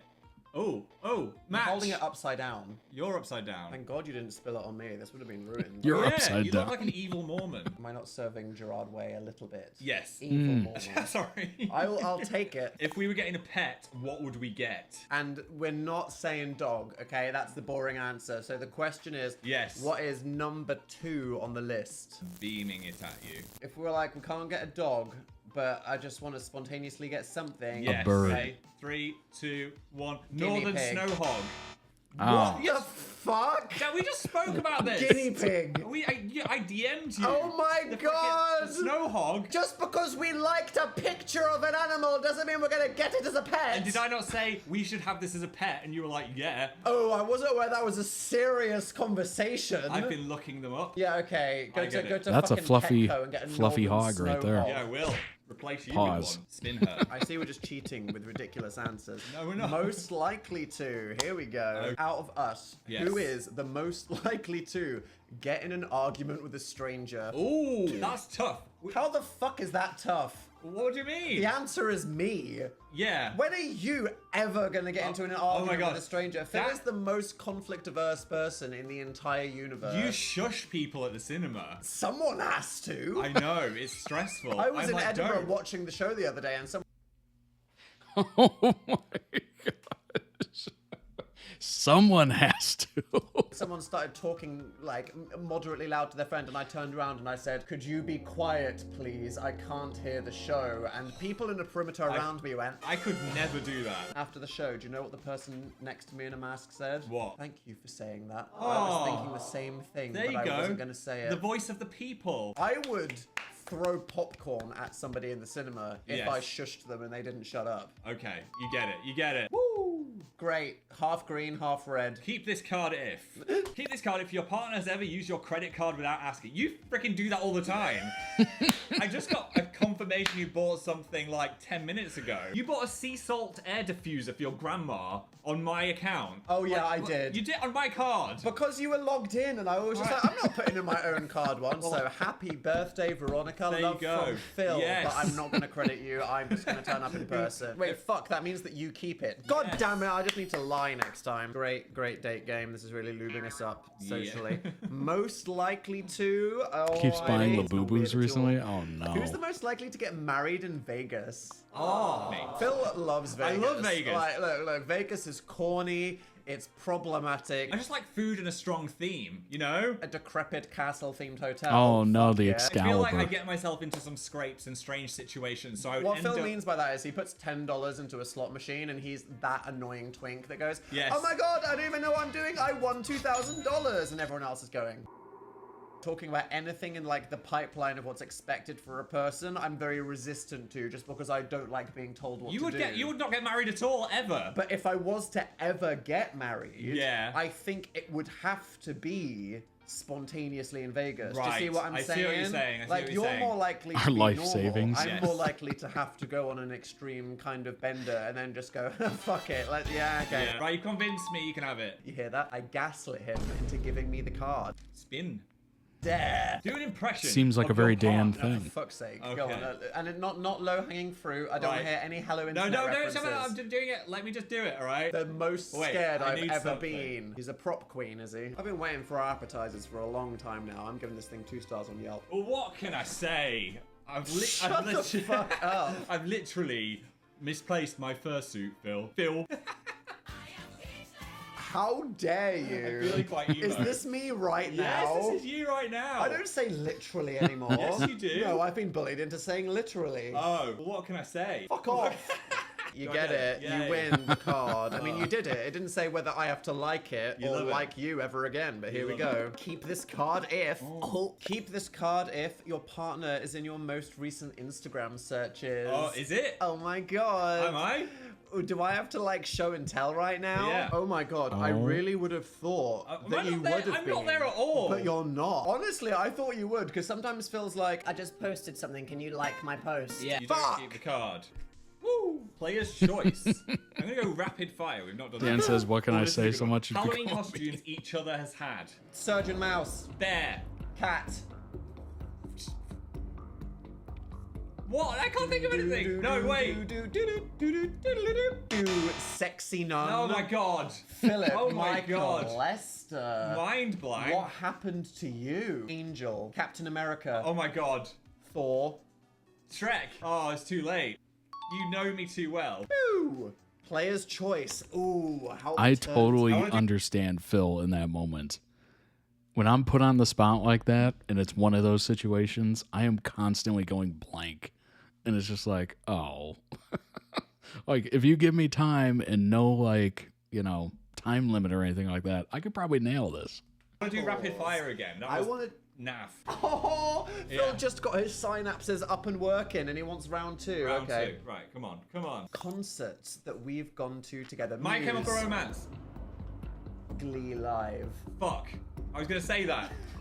Kanye West. What? Yeah, we went to see him. Oh, I made you go to Wireless. Yes. We're not talking about that. Keep going. Did we see Radiohead once? No. Fuck! Piss. Fine. We're getting along great. Clearly, Yeah. this is a wonderful game. Ooh. Player's choice. I'm gonna do a dare. It's dare. Why am I choosing to do a dare? Close your eyes and allow your partner to feed you something. No! I do not trust you as far as I could throw No. you. Don't Oh like it. boy, it is No. finally my time to stand up and No. leave the room, Oh, I and don't want what it. a reason. I don't want it. If this is cheese, I'm calling the Coast Guard. Swear to God you are going to keep your eyes closed, otherwise it's going to ruin the whole thing. I don't want to play. Oh my Oh my god, I gosh. hate this. I hate Right, this. sit up, sit up, sit up. I hate Put this. your hands over your eyes. I hate this. Put your hands over your eyes. Get a fucking grip. This is your job. Give the people content. Open your mouth. This is your job. I'm just giving you the card. You have to do it. I don't want it. It's... Get over here. I've gone into a heightened sense. Get over here. My spidey sense. Open it right. It's gonna be over quick. And Don't it's not shove it in my mouth. problematic. I'm not gonna shove it in your mouth. Be gentle. Do you want me to tease it into your mouth? If it's glue or cheese, I'm gonna be sad. Okay. I don't know where you are. I'm scared you're gonna hit me in the teeth. I'm not doing anything, and it's not painful or strange. And you gotta keep it in there for like 3 seconds. What? Why? What does that mean? Just do it. Open your mouth. What is that? It's a rubber glove. Oh no! That was worth a penny. Okay. That was a fresh rubber glove. By the way. That was a horrible texture. Right? Well, you won the my dog. gosh. Okay. Your appetizer came. Oh. Woo! Most likely to. Most likely to put a rubber glove in the other person's mouth. Most likely to spoil a surprise birthday party. The answer's me. It's Dan. The answer's me. I'm terrible at things like this. You want to keep a secret, but then you forget. No, I can keep a secret. I'm just terrible at forgetting that, like, the one thing that you're not supposed to say. Yeah, and then you say If it. someone's like, by the way, Jenny's pregnant, but we don't want the family to know, I'll just be like, do you want some wine? You can't. Ah! You know what I mean? I can't You do got it. a real issue. Yeah. I think it gets in your head and then It you happens. say the wrong thing. I It just happens. subliminally just go. Some people are "What I good at least it, some expected." people are So not. that's- Sorry. Take sorry. it. You can trust me, just like. You can't. Dan was joking about the pregnancy one. You'd keep that a secret. Oh no, that didn't happen. No. But like it could. Don't tell him you're pregnant. Me. Me. Oh, you're talking to them. Yes. I'm not pregnant. That was very confusing. I am. Rapid fire. We're Omegaverse. not good at this one. Okay. I'm ready. Omegaverse. Groceries. I always have oat milk, Cereal. white bread, Popcorn. butter, Marmalade. jam, Banana. crisps, Apple. single apple. Yeah. Pink lady. Just one apple. What else do we regularly get from grocery stores? Fuck! Yes! God Toilet damn it. roll. Yeah, shit, literally. Yeah. Okay, whatever. We're plumbing the depths of this bond right now. Ooh la la. It's a match, or is it? What was the scariest thing that we have been through together? We have to answer after 3. Think about it. I'm ready. 3, 2, 1. The pontoon Ass experience. You nearly died! I know! You actually nearly died Oh, with the that's ass right. bleeding incident. I'm And sorry. you went to pontoon.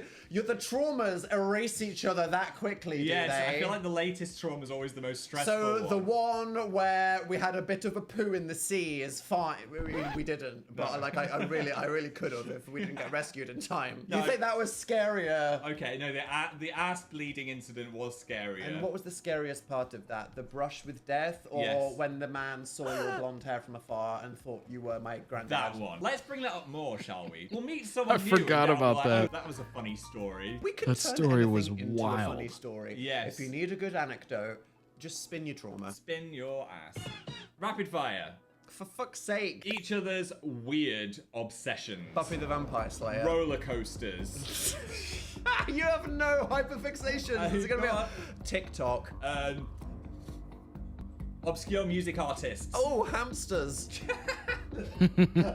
Guild Wars 2. You can't just list all the specific video but that's- games. You've got like plushies of it. What does Phil like? Name a hobby. Name one thing he's interested in. Boom! Blonde female celebrities. Too late. What's it like being a person with no hobbies or interests? Hey, That I've is got Like crazy. Buffy That and is what else, huh? crazy. Looking at TikTok. Describe how full your life is, Phil. Go on, share with the class. I love horror movies. I like Yes, horror but I movies. like read about them and look forward to them and book the tickets. One other thing. Tasty food. I like the concept of eating. I like the Wow, concept Phil, of you're eating so food interesting. that tastes good. Player choice. What have I won a lot of? I'm not doing this. I can't do this. What? Well, it's your dare, isn't it? I think the audience would actually have to give me money on OnlyFans for me to do this. Okay, and what is it? This is not YouTube. I have too much to lose. Undo one of your partner's buttons with your teeth. Which button? I'm doing the wrist. I'm doing the wrist. What? How the fuck is this possible? No I one's don't know. ever done this. Right, this is not going to be sexy for any of you freaks. I'm scared. This is going to be like a Oh my canine gosh. police unit training video. You're gonna nibble through my arteries. Shut the fuck up. Oh, it's wet. It's wet. It's not wet. Cancel. Cancel. What the fuck? How do you do that? Wait, give me the other one. You're ruining my shirt. Oh my god. Fucking what? 3, 2, 1. Fuck you. Was it worth it? Keep this card if. Keep this card if. You've paid for an OnlyFans. That is wild to see pre-launch. No. Here's the thing. Ooh, this one should be fun. I was gonna say no. I know for a fact Wait. that Phil has for at least one person out of curiosity. Listen, it was market research for a project. I just needed to see how something worked, okay? Yeah, you wanted to see how it worked. I can't. Move on. I don't know whether they revealed. Stop it. My turn. This has gone too far with the biting and the matching. It's gone weird. Okay, last round before we say something that will damage our careers in 25 years. Match. Okay. What do we spend most of our money on? 3, 2, 1. Food. Look, we like to eat. We don't do shit, okay? We do not go outside. We How relatable that is. Oh my God. If you were to see my credit card, it is literally just food. That is all it is. It's just food. Maybe like a bill. Food. Don't go anywhere. Don't do anything. Not as much as I used to, but oh my God. We don't have so activities. Relatable. Yes. We just love the most delicious pizza and fries, okay? Yeah, and we it's need them important. brought to our house. Yeah. And that's really what everyone here is to support. Let's call it there. That's a it. nice safe one. There we go. Okay. I got 8. This was rigged. This was Yes! rigged. Whatever. I win. Phil wins the business partner test. The ultimate bonding game. We bonded. For lads who water plants together. Thanks to them for sending this to us. I bet they'll think this was really funny Yes. and a good idea. Thanks for forcing us to do it. And you guys agreeing. Click the probably. link below if you want to grab the game. Ultimate. Thanks for sponsoring the vid. I'm now going to go home and tell my girlfriends about the guy that Vim toed all over himself as soon as we sat down. Oh my 'Cause God. That one, oh my God, horror story. I deserve it. If you enjoyed this video, Just give us a thumbs immediately up. spilled Did I not wine all earn over it? himself. The revelation You that earned the happened thumb. here. Yeah. Watch our last videos. Yes. Subscribe if you want more of this energy, even if other things will change. More. Such as Phil changing his shirt and trousers, hopefully. Hopefully so. It's kind of dried now, only a bit sticky. Bye. Bye. I hate. Excellent video. That was hilarious. And it's so weird to watch this post-launch of their relationship. It is strange to watch this. It's almost cursed in a way. It's just very funny. Very funny to watch that. Link down below in the YouTube video description for the original video. Go throw it some much deserved love. Oh my gosh. Crazy. I love how he just never changed his clothes even though they're at home. Right. He just sat in wet clothes. Just doused. That was a lot of wine. I don't know if I've ever had that much alcohol spill all over me. That was impressive. Dan and Phil's relationship revelation is a reminder of how toxic fandoms can be. Over the course of 45 minutes, Howell and Lester, now in their 30s, share the apocalyptic, constant stress of Dan and Phil dating conspiracy, where fans subjected them to frenzied speculation for 16 years straight. Whole subsets of the Dan and Phil fandom, PH fandom, were dedicated to proving once and for all that the pair known as Fan were more than just friends. Online sleuths went on to dox, harass, and borderline stalk Howell and Lester. In the video, they describe even being filmed at the supermarket. As Lester describes, being a fan of Dan and Phil was as much about their funny videos as it was, quote, the secret mirror world of content. Fans became obsessed with the supposed hints and clues they dropped that would out a relationship they didn't want to make public. Howell describes the impact of his extremely homophobic childhood, which kept him deep in the closet for many years. The duo relate the unique humiliation of having a private Valentine's Day video made by Lester for Howell in the early heady days of their relationship get leaked due to the YouTube glitch. Only a handful of fans saw it, but the damage was done. Video was re-uploaded and shared, commented on, used as evidence in the quest to uncover the conspiracy. It nearly broke their relationship for good. I remember messaging someone, please, can you just take this down, Lester said, and they said, no, what's on the internet is forever, it's your fault. And I was like, how can someone be so mean about something so personal? Howell, still shaken by the experience more than a decade later, adds, it felt like an assault.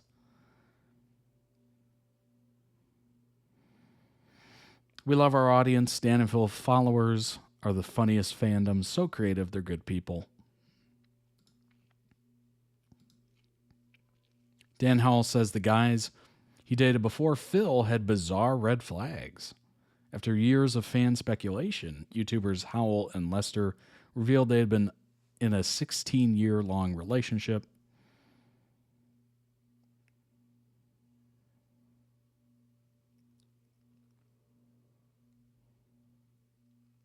Let's see. Oh, Lester joked, could have almost been Dan and Pete, referring to the people that Howell previously dated. Well, it wouldn't have been you, Phil, Howell responded. There would have been no we, that's the point. I think that Dan and Phil moved too fast. I'm not saying that's a bad thing, we just moved fast. We did move fast. It's been like so much fun. Howell admitted that he had hung out with a few other guys prior to meeting Lester, sharing that every single one of them had a bizarre red flag, including one person who spoke in the third person. When he met Lester, however, Howell said their interactions felt normal. Phil is happy you chose him, Lester joked. Of course Phil talked in the third person. Dan's red flags were mostly joke red flags. He went on dates with two guys before Phil, and then met Phil at 18. Now it's 16 years later. That's crazy. Wow. 16 years is a long time. A very long time. That's longer than most marriages.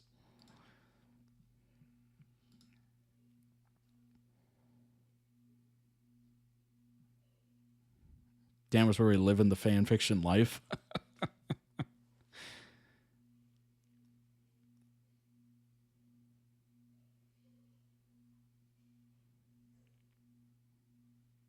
We just ended up living together, and here we are. I mean, there you go. It's that easy. Dan and Phil reveal if they want kids after going public. Last week, opened up about the fact they've been in a romantic relationship since 2009, in addition to vlogging and working together. Living your truth can be scary, dangerous, and messy, but that's what makes it fun. During the first episode of Hard Launch, Lester brought up the subject of children. Do we yearn for a child? Howell seemed genuinely amazed that this had come up, replying, what the actual F? The pair then joked around about a swirl and using a rubber as a preventative measure before Howell identified the pair as clumsy, with Lester agreeing to the assessment. What, you think you could keep a dog alive? You ready for a child? Asked Howell. Lester then said, I feel like I would be a great dad, but also a very irresponsible parent. Howell then added, I think you'd try and be responsible. I just think that your lack of spatial awareness and poor vision will it involve some kind of horrible accident. Lester then said his urine meter was low, leaving Howell to close the segment. Okay, cool. So you brought up this topic just to say, and to confirm, no.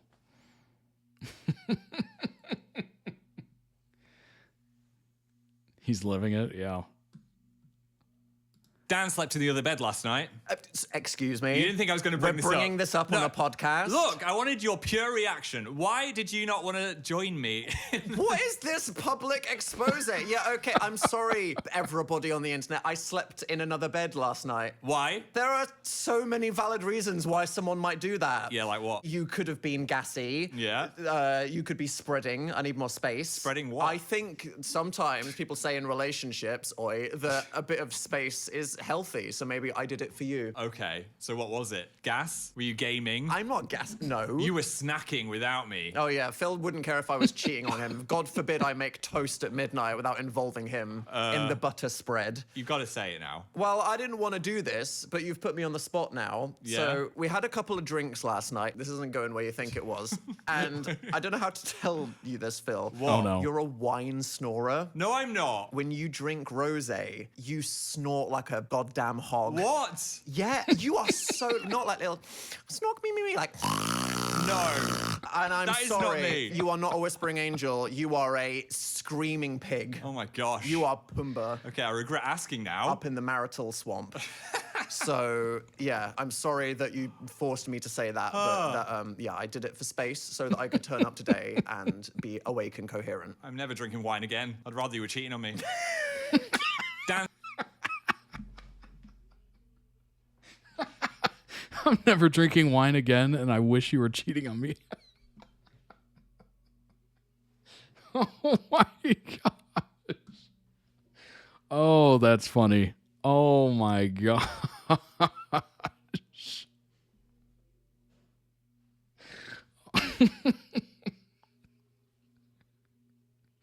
Oh, that's so funny. Oh my gosh. I'm almost crying. That was so funny. Oh.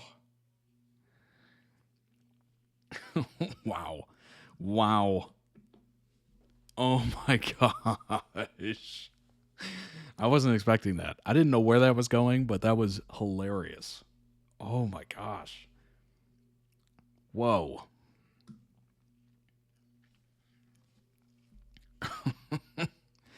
Okay. Wow. Good way to end. Good way to end and kick off the weekend with that hilarity. Oh my gosh. I'm like legitimately tearing up from that. That's so funny. Oh my gosh. Way to go, Phil. Way to go, Dan. That was a great way to send us off. Happy Friday, everybody. I hope you have a wonderful weekend. Subscribe, follow, all that good stuff. Join the Discord. I'll see you in there. And don't forget, submit your application. What application? Your entry into the Joyful Holiday Sweepstakes right now. The drawing will be on Monday. Monday stream. Check out the merch. 15% off for website members. Ships worldwide, of course. And yeah, if you want to request videos that you've seen or something else, check it out, toddreacts.com, for all your stream guiding goodness. Oh my gosh. I'd rather you have just cheated. That is so freaking funny. I'm never drinking wine again, and I wish you would have just cheated. Oh my gosh. All right, everybody, have a great weekend. I will see you right back here on Monday for the live drawing of the Joyful Holiday Sweepstakes. And, of course, wonderful member-requested videos. I will see you all soon. Have a great weekend. Stay safe. Bye-bye.